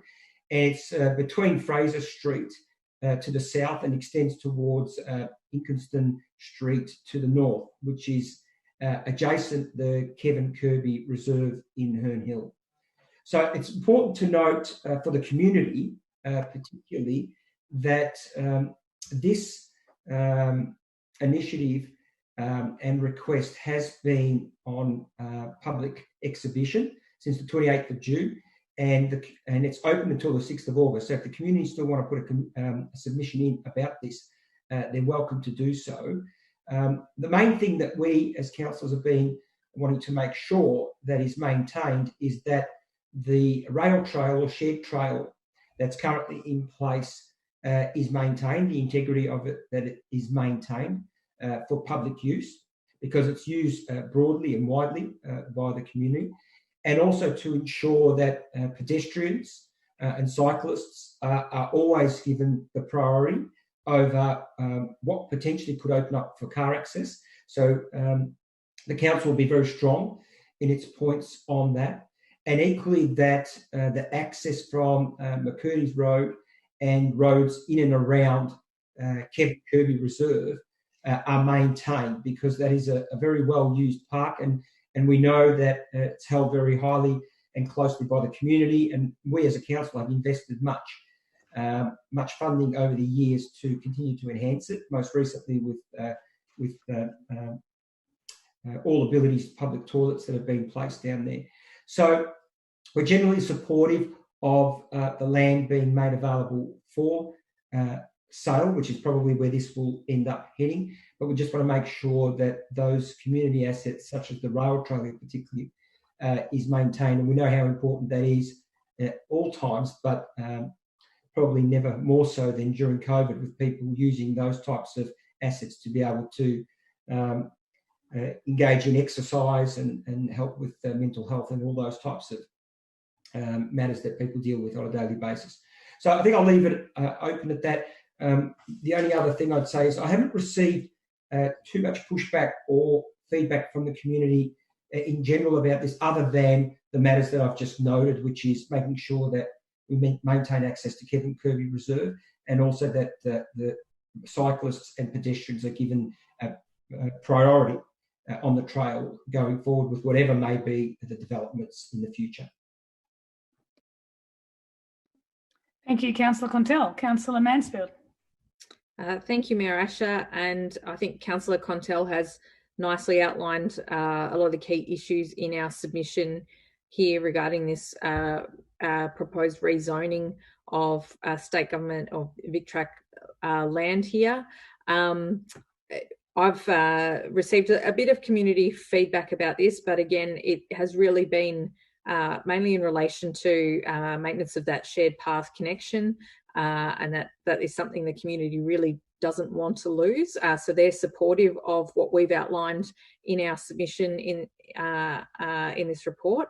The other issue that did come up, partly from the community and also from our looking at it through the lens of our strategic objectives, is social housing, and whether consideration could be given to addressing some of the social housing shortage and in the rezoning and potentially in the proposed sale and what that land is going to be used for in the future. So we've made reference to that in our submission.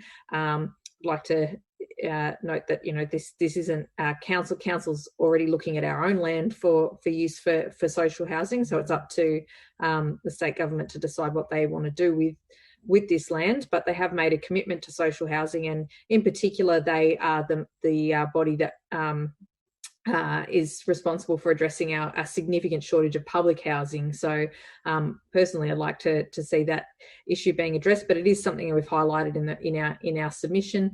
And as Councillor Contell has said, local community groups, in particular Friends of Kevin Kirby Reserve, have been consulted in the compilation of this submission. And I thank Councillor Contell for making it really clear that access to that reserve is important to maintain.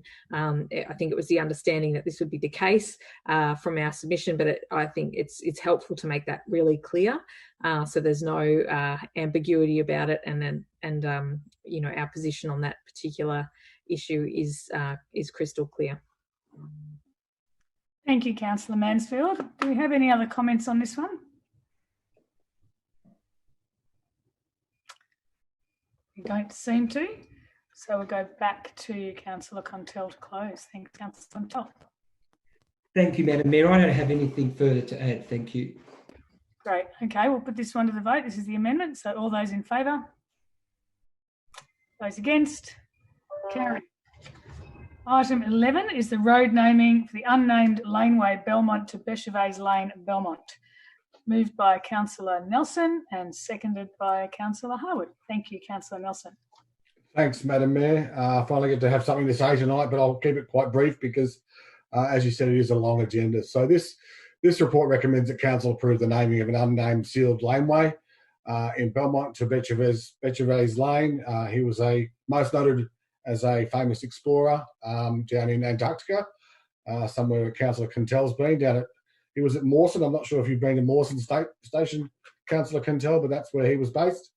So this is Belmont, that particular Belmont area. There's quite a few Antarctic explorers named up there, Peary, Scott and Mudson. and such. So this is just to keep that continuity there and keep our history intact. And he lived nearby, just next to Belmont Primary School and a beautiful old weatherboard home on Roslyn Road. So I'll just leave it there. Thanks. Lovely. Thanks, Councillor Nelson. Councillor Harwood.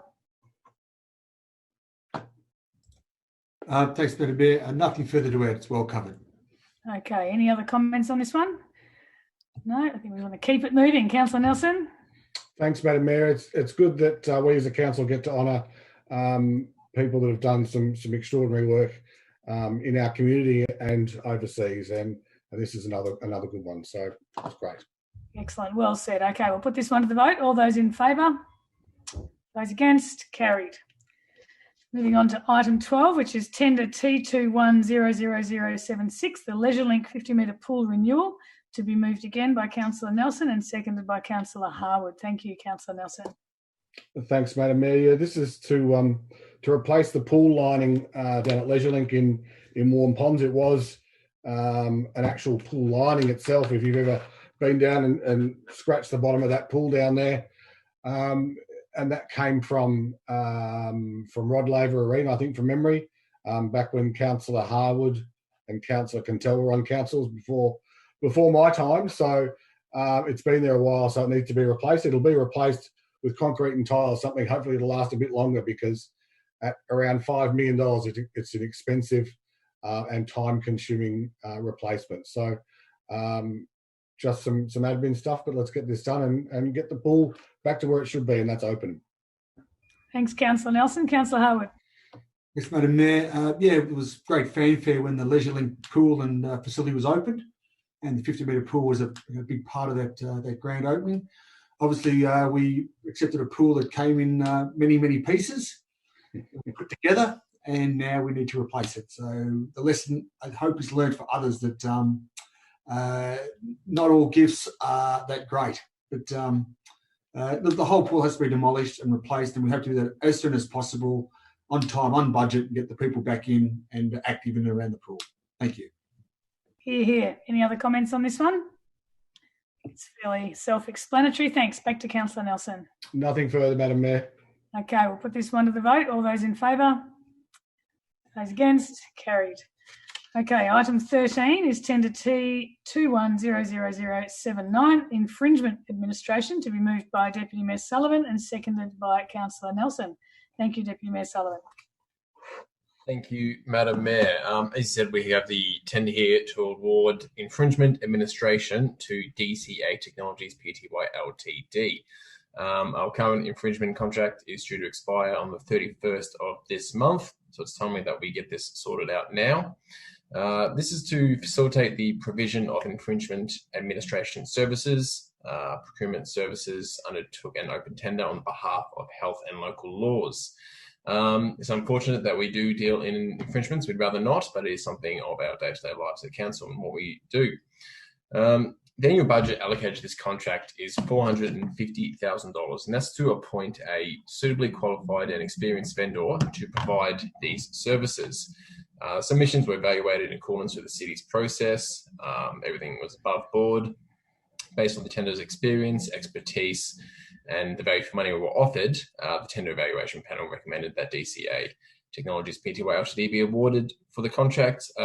Subject to awarding the contract, it will commence on the 1st of August this year for an initial 3-year term with the option of 2 one-year extensions at the discretion if we wish. So happy to move that. Thank you, Deputy Mayor Sullivan. Councillor Nelson. Thank you, Madam Mayor. No, nothing to add there. I think Councillor Sullivan, Deputy Mayor Sullivan has said it all. Any other councillors to comment? Councillor Grisbeck. Thank you, Madam Mayor. I just wanted to put a hope out there that this tenderer can we not be in the same situation as we were last time with an organisation around the issues that we had with infringement notices before. So I'm pleased that we've got someone new on board now that can take us to the next step and make sure that we get this as the most transparent process as we can. Thank you. Thank you. Any other comments? Back to Deputy Mayor Sullivan to close. Nothing further to add, Madam Mayor. Okay, we'll put this one to the vote. All those in favour? Those against? Carried. Item 14 is the proposed lease of retail and office space at Warikinial, 137 to 149 Mercer Street, Geelong, Civic Precinct, our new building. This will be moved by Councillor Murray, I believe, and seconded by Deputy Mayor Sullivan. Thank you, Councillor Murray.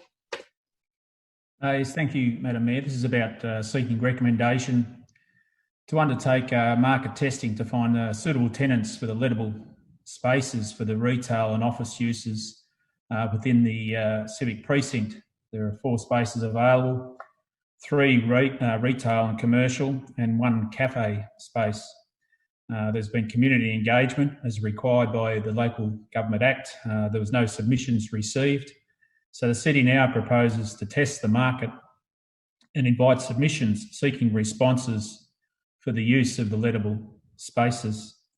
The City may choose to engage agents or brokers with a national global market presence to attract applications for the premises and the spaces. Thank you, Madam Mayor. Thank you, Councillor Murray. Deputy Mayor Sullivan. Thank you, Madam Mayor, and I endorse the words of Councillor Murray. Part of this letting of this retail, this cafe space is it signals that we want the community to be a part of this area, of this civic precinct. We want people to be able to come in, spend time, interact with council, interact with sole traders, to bring life to this area. We really truly want it to be a hub of the community, events, retail, shopping, all of it. So this is truly a precinct that is for the people of Greater Geelong. And of course, investigating leasing out level 2 to similar government bodies provides income for this building as well, which is factored in while we still have the floor space there to expand in future years. Talking to other councils who've built their new buildings and the new HQs, and some of them move in and they're already immediately at capacity. So this is future-proofing our building, that there is the room there available to expand to, should we wish to, when we wish to. Thank you. Well said. Thank you, Deputy Mayor Sullivan. Any other comments on this item? No, back to Councillor Murray to close. Thank you. Thanks, Madam Mayor. What's probably exciting about this is that the building will be available for access in April, May of next year to commence the fit out, with the project itself scheduled for completion by the 3rd of June 2022. So not far away. Indeed, very close. Thank you, Councillor Murray. Okay, all those in favour? Those against? Carried. Item 15 is the proposed lease to Telstra Corporation Limited of Mount Anarchy 2392A Ballan Road, Anarchy, Victoria 3213, to be moved by Councillor Aitken and seconded by Councillor Grisbeck. Thank you, Councillor Aitken. Thanks, Marisha. Yeah, look, there's actually a Telstra tower on the top of Mount Anarchy. Unfortunately, this isn't going to improve the coverage out there. This is actually just about extending the current lease that exists for that particular tower. That tower was put in 1995, and this is the time frame has actually come up for its lease again, and Council's proposing to enter into a new 21-year lease with Telstra for that facility. Thank you very much. Councillor Grisbeck. Thank you, Madam Mayor. I second this report, and this is open to the community for their consultation. I think there has been some issues out at Anarchy most recently around internet coverage, where they were out of service for a month or two on end. So I think it's really opportune time for the community to share their views about this particular tower and what that means to them, and the importance of them getting access both via phone and internet. So the Anarchy community will be rightly interested in this particular piece, and I look forward to hearing from them, and there will be a submissions review panel if required. Thank you. Thank you, Councillor Grisbeck. Any other comments on this item?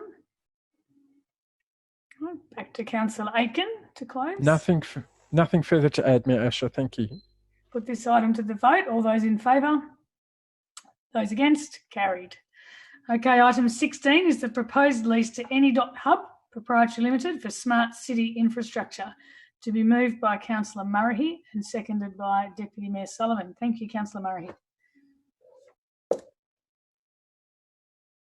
Thanks, Madam Mayor. The purpose of this is to seek council approval to undertake community engagement, complying with the Local Government Act, and that's the intention to enter into a lease on a number of Crown land reserves for the purpose of the installation of the smart node infrastructure.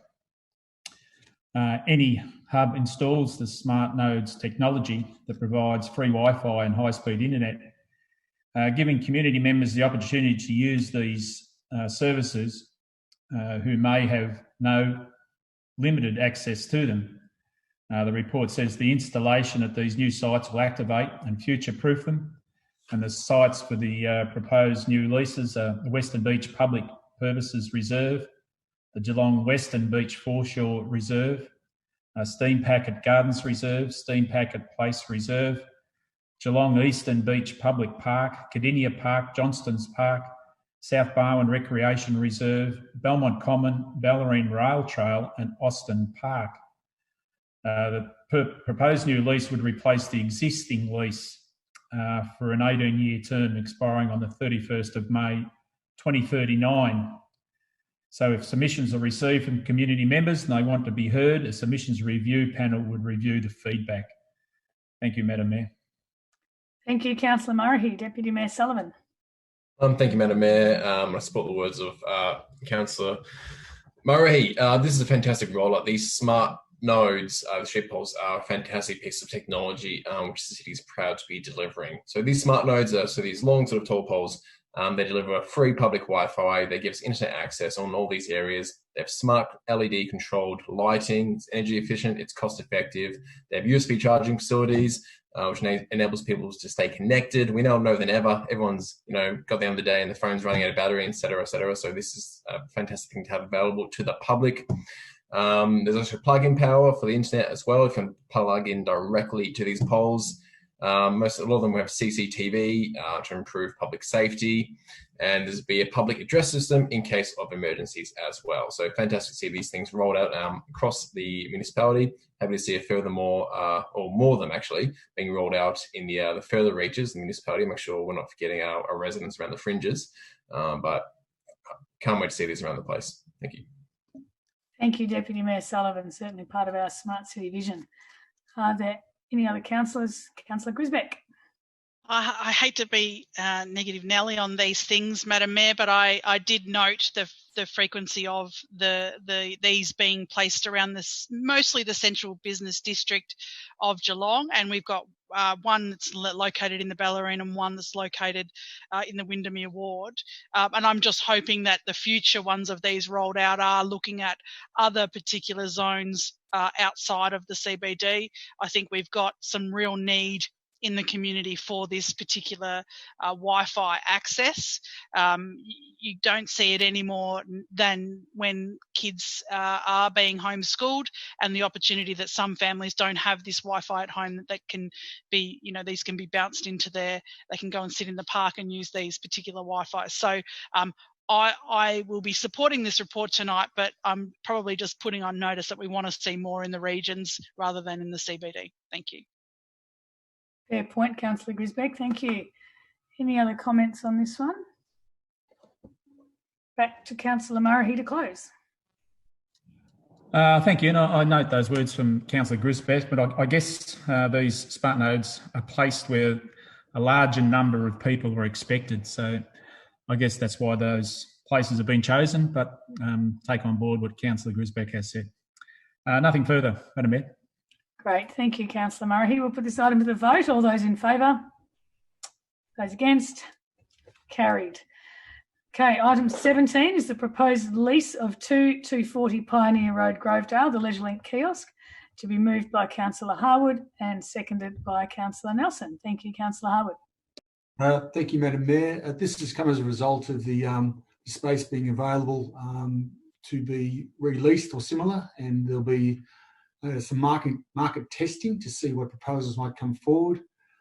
Submissions will be put forward. So and that'll just be basically, will then allow the city to enter into a lease with the successful party. So it's really about having that space. I think it's about 80 square metres, give or take, at LeisureLink, that allow that activity to be regenerated, and hopefully that will serve its purpose of bringing the community together in and around that space where they can sit down and either have a cup of coffee or catch up there with that space. So that's the intent of the recommendation. So I'm happy to support it. Great. Thank you, Councillor Harwood. Councillor Nelson. Thank you, Madam Mayor. Just to follow on from Councillor Harwood, just that space, hopefully they'll get a long lease because they have to do a fit out because it's currently a vacant shell. So if someone's worked in hospitality for a long time, it's certainly going to cost them a lot of money to put all that infrastructure in there. So that'll be good for them. They get some certainty there. And as Councillor Maloney said, they'll have to serve quality, fresh, healthy food. No Coca-Cola. Maybe some Coke, no sugar. Maybe some of that, but none of that sugary stuff. Thanks, Madam Mayor. Absolutely, the food policy. Thank you, Councillor Nelson. Any other comments on this one? Councillor Grisbeck. Thank you, Madam Mayor. And just following from that, I was going to mention that there are policies in place with the City of Greater Geelong around the types of food that should be available in these precincts. And I didn't see it in the report, but I'm sure that will be covered off with the potential tenderers at some point, just so that we know that they're not going to be getting a sausage roll and a can of Coke necessarily, but there would be opportunities for healthy food. And single-use plastics as well are banned, and straws and all those things as well too, Councillor Grisbeck. That's true, and you wouldn't want to have soft drink and a chocolate bar for a meal or anything, would you? So it's good that we have a policy to forbid that sort of stuff, which is terrific. Okay, any other comments from councillors on this one? Back to Councillor Harwood to close. It's now with hesitation I support the recommendation. My great days at the Nor Lane pool with dim sims and Coca-Cola on tap down there. Lemonade and a Redskin. It's just a weekend delight. But look, obviously times have moved on and we were a bit smarter with our diets and our intake. So that's all fine. That'll all be taken into consideration. I mean, the world's changed. You're not going to survive in the economic world of commercial food if you're not going to be meeting what the market wants. So that'll all be tested and worked out prior. So we'll see what comes forward. Hopefully it helps regenerate that part of LeisureLink, and the community can get in there and gather around there while they're doing a bit of healthy exercise as well. Thank you. Fantastic. And eating oranges and such things. That's whatever. Councillor Maloney can be on the posters. Okay. On that note, we'll put this item to the vote. All those in favour? Those against? Carried. Item 18 is the proposed sale or lease of 151 Mercer Street, Geelong, the Civic Precinct, to be moved by Councillor Contell and seconded by Councillor Mansfield. Thank you, Councillor Contell.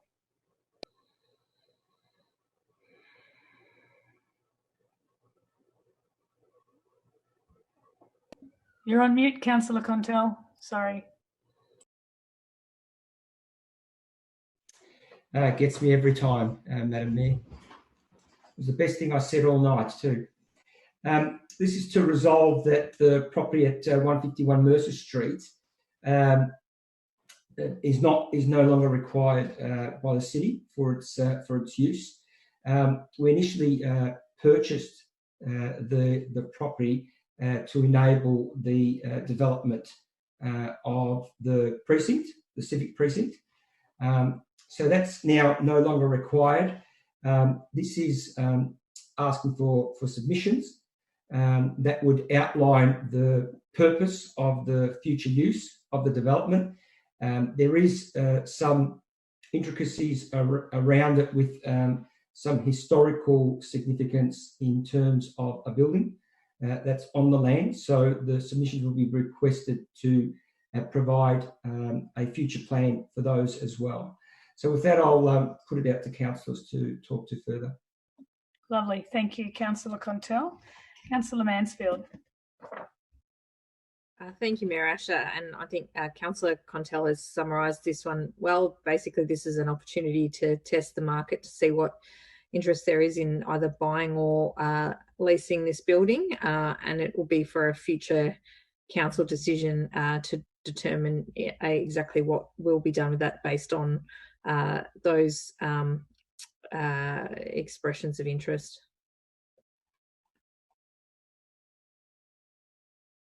Great, thank you. Sorry, the mute button was not working. Any other councillors wishing to comment on this one?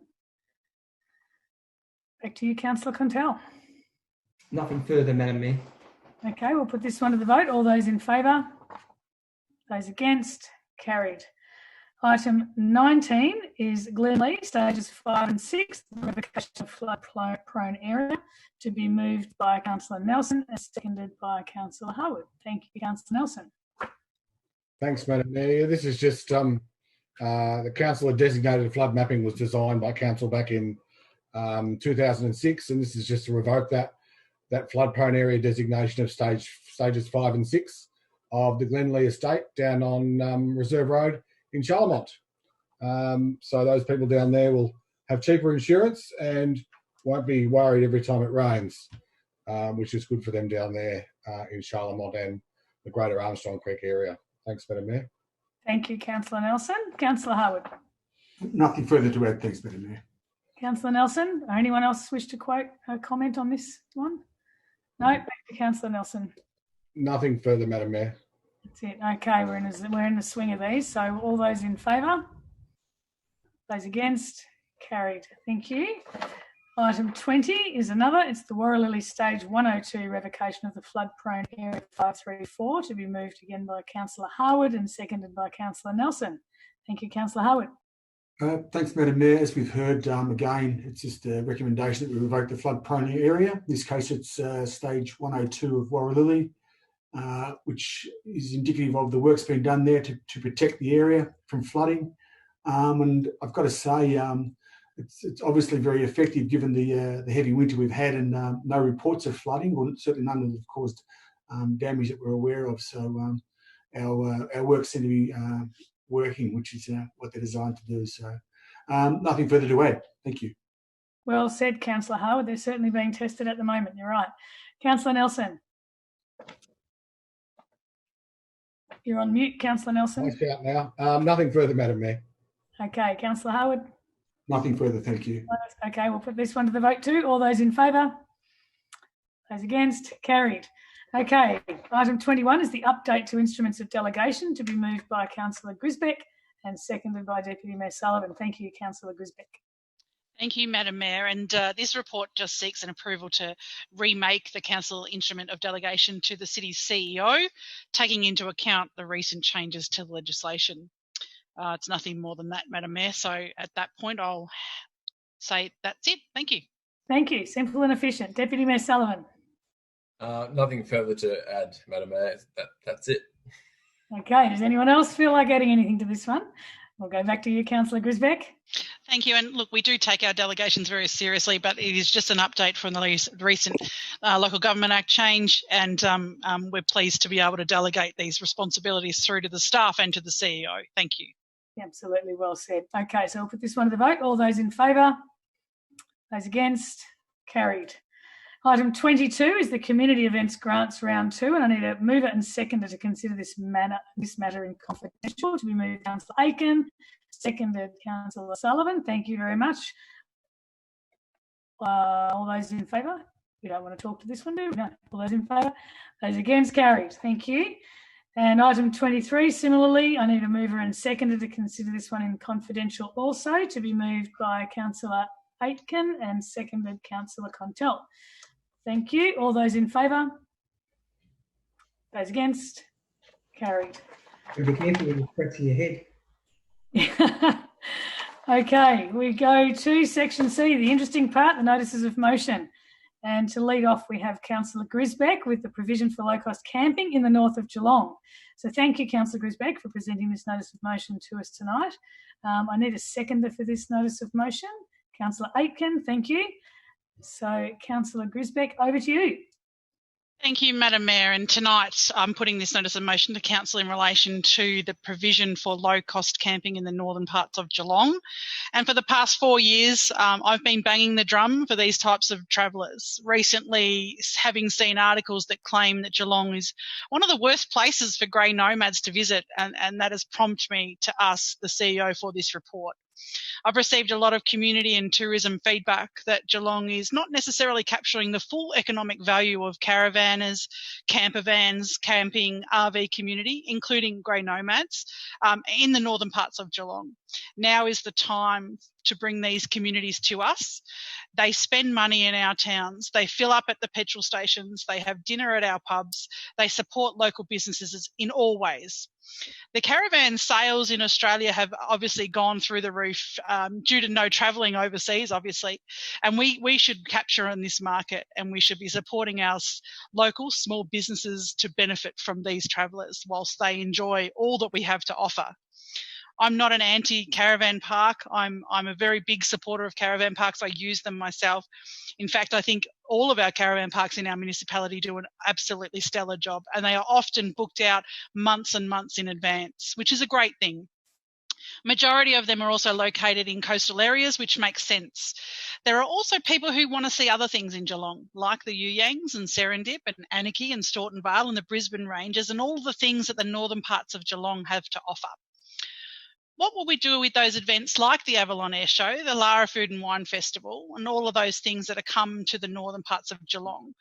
We also now have the Spirit of Tasmania knocking on our doorstep. Quite rightly, the North Shore residents are asking, where are all those travellers going to park before setting off on the boat or when they're coming off the boat?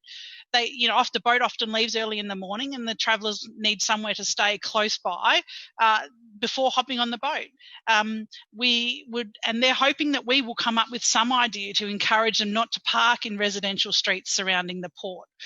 These types of places are often run or manned by volunteers like Rotary or Lions clubs, and they are a circle of investment in our communities. It's not just me and my caravan buddies off on a floric.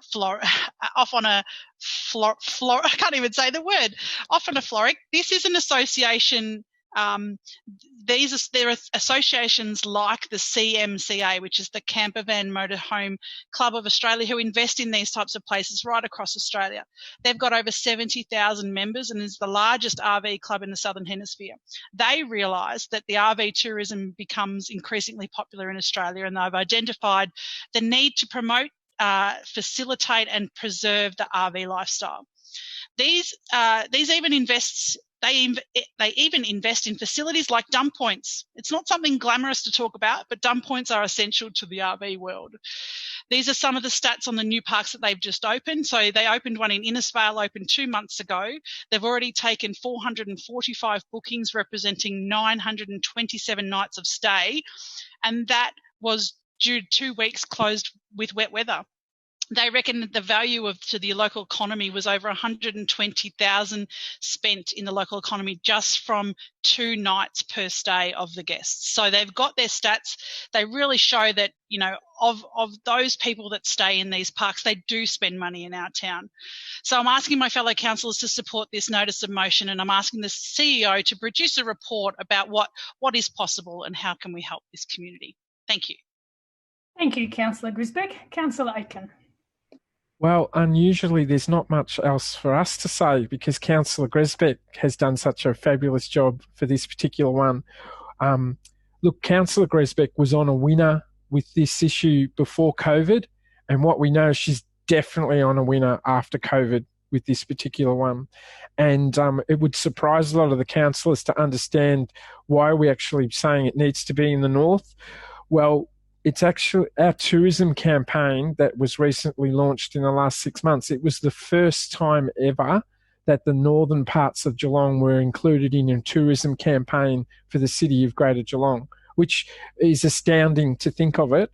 But when you actually look at the natural assets that we have out in the north, the You Yangs, Serendip, Rothwell Environmental Facility, Anakie and Brisbane Ranges, all those fantastic environmental attractions that Councillor Grisbeck has mentioned, it's logical that a RAV park should be in that area because our road networks actually primarily all come from the northern suburbs as well too, in terms of the linkages for the rest of Australia. I commend Councillor Grisbeck for the work she's done on this issue. She was ahead of the curve COVID has meant now this is a necessity that every part of Australia needs to have, and it's important that we don't get left behind as Geelong and the Geelong region, and I'm really excited that it possibly could occur in the northern suburbs as well too. Thank you for your leadership on this issue, Councillor Gresbeck, and I hope that there's unanimous support from the rest of the councillors on this proposal. Yeah, thank you, Councillor Aitken. Are there other councillors? Councillor Contell? Yeah, thanks, Madam Mayor. I also applaud Councillor Grisbeck. You certainly have been at the leading edge of this one for some time, and I applaud you for actually getting it to the table, because without taking anything away from what you've done tonight, because you've led the charge, it's interesting that a previous northern suburb or northern ward councillor was also supportive of something like this. And we've been receiving a lot of pushback over the years. And I'm really glad that you've brought it to the table, because we have seen it work well in many other areas of Australia. I saw it most recently in Launceston in Tasmania, being an RV-friendly town, and you see the signs around. We've all received feedback. I got feedback just as recently as one of the veteran dinners that was held not long ago, where there was people coming in from all over Australia, and they were suggesting just the lack of infrastructure, how difficult it was for them to find a place to stay, and also to have their pets and things of that nature. So I understand that, of course, the priority will be given to the north, and so it should be because of you spearheading this. But I note that you haven't ruled out that it could be other areas of Geelong that are looked at, and I really hope that in the future we do look more broadly, and it says with a specific focus on the north, but also I think it'll be great to consider other areas of Geelong in the future. And I do believe that what you've said is correct, that we will stimulate the economy with this, and as Councillor Aitken has said, more and more people are now, for obvious reasons, travelling locally.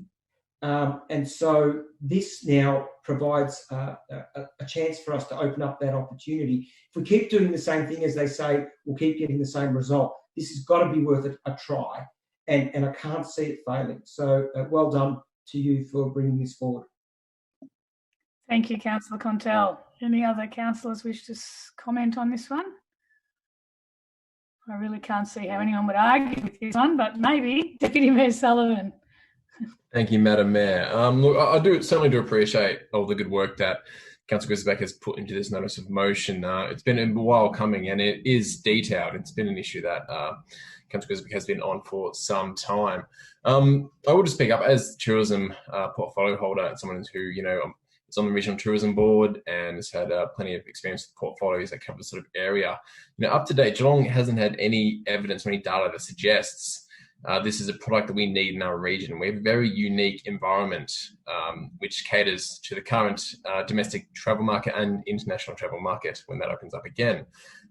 We have many providers of low-cost accommodation that suit RVs and like about campers and travellers everywhere. And we notice that these free stops with dump points and whatnot, they're very popular in small rural and regional towns, which do attract extra people to stay overnight. They fill up the petrol station, they buy a coffee, they visit the local information centre and have a gaze around the town. But this is a model that, up until this date, has not fitted our region, which is why we don't have anything to this region. Now, I do quite a lot of bit of motorhoming, travelling around myself in a small unit, always looking for a dump point, always looking for somewhere to fill up with water. So I understand the need for them in areas. And there is certainly a valid point with the Spirit of Tasmania coming to our region that we do need to increase certain facilities to help service these people and make their transition through our area and hopefully stay in our area a little bit easier. But I imagine, though, that we just have to be prepared, because if this gets up tonight, there will be considerable kickback from our local caravan parks, our local low-cost accommodation providers, who will not want this. It'll be the same sort of thing when we had Airbnb rock up. You saw all sort of places, hotel unions and bodies, push back against it. This will be a threat to existing businesses, which are already experiencing a downturn in the domestic travel market. This is a possibility that would drive further customers away from them. I will vote in support of this. I will welcome evidence and the results of this notice of motion. That will really determine the outcome of whether we go forward with this or not. So always happy to investigate options on how we can improve our area, but we just have to be cautious that there's always a cost to these sort of opportunities, and whether it very well may come out that does not suit our region. But we'll wait to see what the data says. Thank you, Deputy Mayor Sullivan. Some really salient points there, and I think unintended consequences is something we always have to be careful of, but I think the more information we have, the better. So I'm glad you are going to support this particular notice of motion on this occasion. Are there any other comments from councillors on this one? Back to Councillor Grisbeck to close. Thank you, Madam Mayor. And points well made by all the councillors that have spoken. We don't have these facilities available. These are the low-cost, short-stay facilities, and in my view, trying to take my caravan around, we don't see them in our region necessarily in the northern parts of Geelong. There are some stops. I mean, I'm sure you've seen many of people pull over at the rest area on the highway at Little River there. There have been people parking on the side of the road.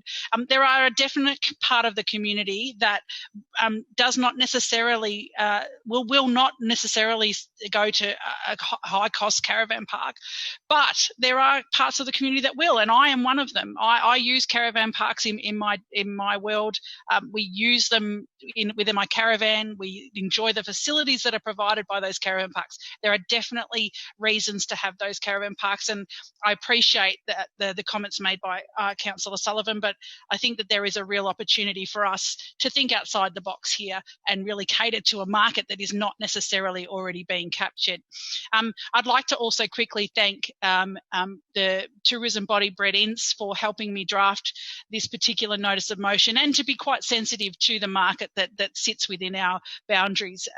And thank you to Brett for his hard work on this. We've been working on this for quite some months now. And I appreciate that we've got to a point where we were asking for a report from the CEO, and I think that thank you to my fellow councillors, hopefully for their support, and I look forward to getting back the report and seeing what comes next. Thank you. Thank you, Councillor Grisbeck. Okay, we will put Councillor Grisbeck's notice of motion to the vote. All those in favour? Those against? Unanimous. Councillor Grisbeck, well done. Thank you. Okay, second notice of motion for the evening has been brought to us by Councillor Aitken, and it's about investigations into greyhound off-leash designated areas. So thank you, Councillor Aitken, for presenting this to us tonight. I need a seconder for your notice of motion, and Councillor Grisbeck's going to do that for you. So thank you, Councillor Aitken. Go ahead. Thank you very much, Mayor, and thank you for other councillors for giving me the opportunity to bring this before us. We have over 45,000 registered dogs and cats in Geelong, which is nearly the largest across the whole of the state. We also have hundreds of walking tracks, parks and recreational reserves, which you can take your dogs. But guess what? In Geelong, you can't take your greyhound. And it's an anomaly that I think has surprised a lot of people. Greyhounds are not a restricted breed under our Dog Management Act in the state of Victoria. What they are is the legislation actually says that they must always be on a leash unless the local council actually designates a particular area that can be off leash. So this report tonight is actually fulfilling the legislation, which is actually asking us as a council to support greyhound owners to have the opportunity to have their animals off leash. And the response that I've received in the last 24 hours has been fantastic. And let me just tell you about the young fellow that I had the pleasure of having the photo with the Geelong Advertiser. Matthew Field is a young fellow with spina bifida, and his participation in the community is through his greyhound. He actually attends the greyhounds and is a bit of a legend out at the Geelong Greyhound Racing Track out in Beckley Park. And the beauty of that community embracing Matthew led to the point where he actually was given a dog to adopt. And that's Apache, who you saw in that beautiful photo in the Geelong Advertiser. But something that Matt would love to be able to do, and his family would be able to do, would be able to take his dog somewhere where he can see his dog run free. And he can't do that in Geelong, and neither can many other greyhound owners. In fact, Council actually already supports the greyhound adoption program. We actually give reduced registrations in Geelong to encourage ownership of retired greyhounds. We actually have an incredible number of adopted greyhounds on our registrations in Geelong. And part of that reason is because the Lara community is actually one of the largest breeding areas of greyhounds for the whole of Victoria. This is just an extension of our relationship with those beautiful animals and their breed. And if we can come back with some clear areas where people can take the greyhounds off leash and even consider a slipping track, which for those that don't know what that is, that's actually essentially a 3 metre to 4 metre wide piece of land, which may be up to 200 to 300 metres in linear length, which you can take your greyhound off its lead and it will run. It will run because those that have been trained to run will actually do that in that type of environment.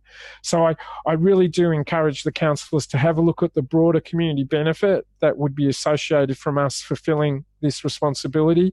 And please help me. I know it's looking at an emotional tag, but the beauty of seeing that animal with young Matthew and the joy that it's brought his life shows you what the interaction of can do for somebody with an animal in their life.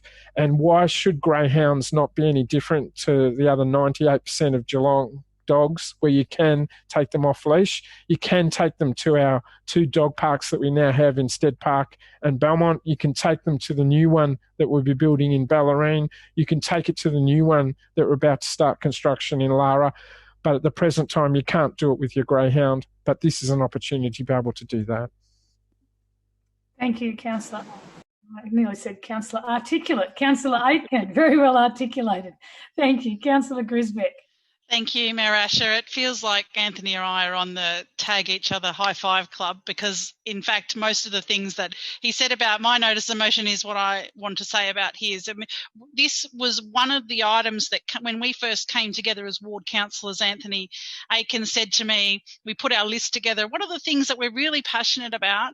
This was one of the things that Councillor Aiken was really passionate about a long time ago. It's about how do we give opportunity for greyhounds that have either been rehomed or retired, opportunity to really stretch their legs. And we often see how excited people are about dog parks. You put dog parks on your social media, you will get thousands and thousands and thousands of people talking about it, excited about it. The actual Belmont Dog Park was full the other week. We got to the point where there were so many people we don't know what we're doing. So we see how the importance of people and their pets, and especially during COVID, you can't seem to buy or adopt a dog. Everybody is getting pets.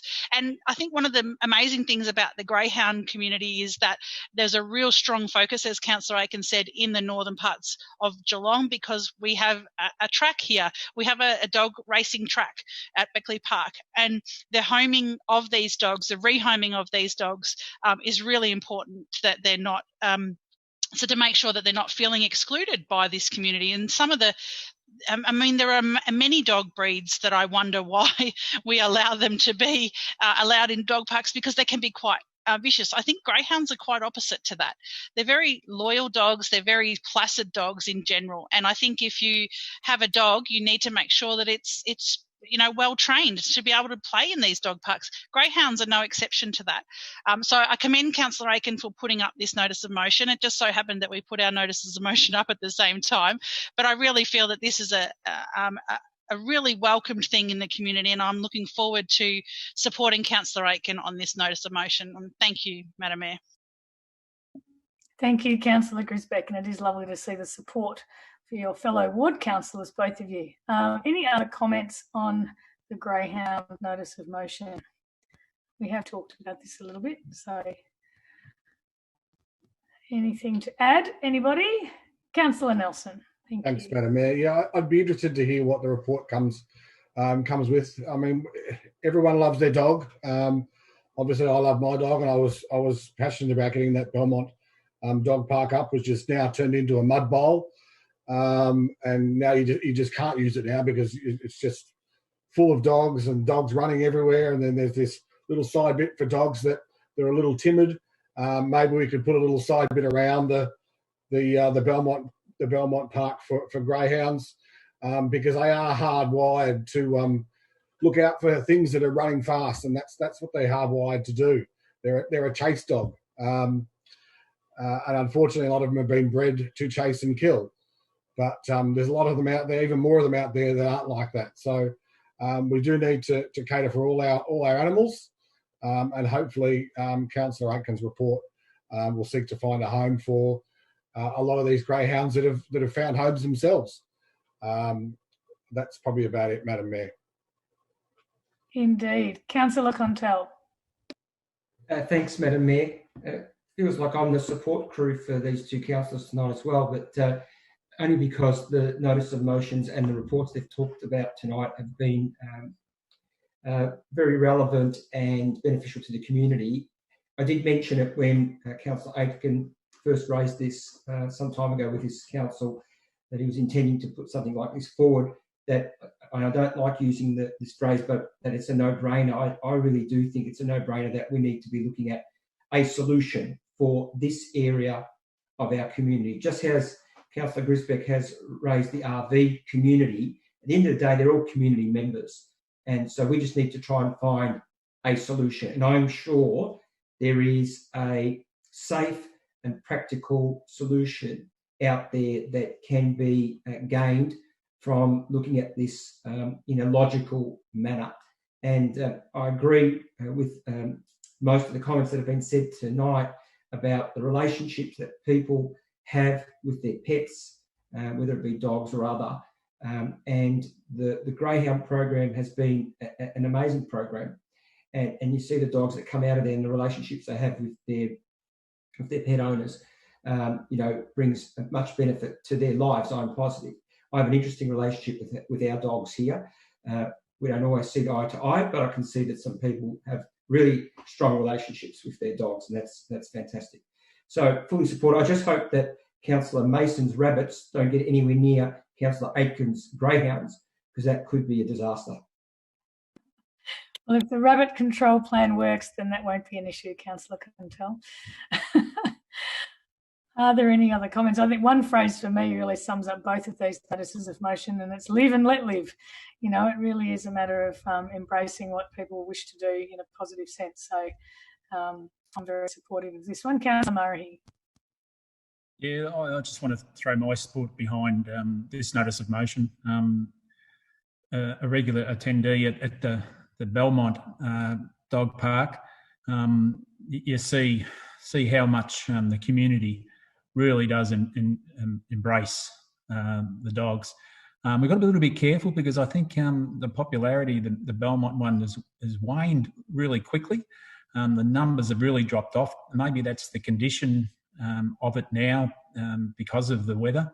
But getting back to the greyhound, I've watched the links of the slipping tracks that they've had in Melbourne, and I think Tasmania, might have been another one, and they're brilliant. And if we could ever have one of those in Geelong, I think that'd be a great contribution to the city, and somewhere where they can just get off and run around.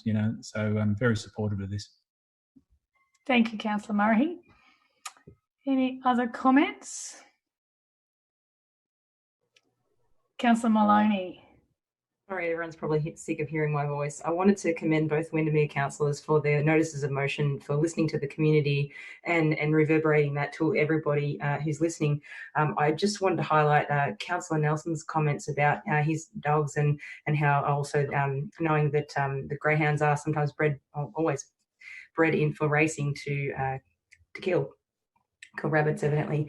I think that's something that we probably should be looking at, the aftermath of doing that. I don't think that's very nice to do to a wonderful, beautiful animal. As Councillor Aitken wisely mentioned, they're wonderful, placid, lovely natured animals. I don't think that needs to happen to any animal, in fact, or anything. So I just wanted to highlight that it's a wonderful initiative to ensure that those gentle natured dogs are given the best possible life, and I really commend this notice of motion in particular for adhering to that and ensuring that people who have a need to have a companion animal are really enjoying that as well as their own dogs. So thank you so much for raising it.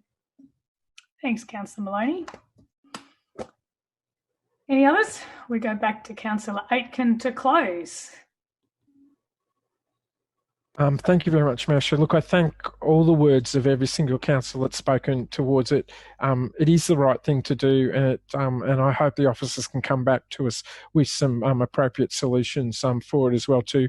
I should also note, though, that there's actually a large number of greyhounds that have not been bred to actually race. There's a cohort, and sadly, they're actually constrained by this legislation as well too, so that they may never have been trained to race, but they cannot be taken off leash. This opportunity will also support those members of our community that just have greyhounds as companion animals, not even rehomed as racing animals. So there's some broad benefit for everybody to enable the greyhound breed to be as well loved and exposed to the community as what other dogs breeds are in Geelong. So I thank the councillors, and I look forward to the CEO and the officers' report coming back.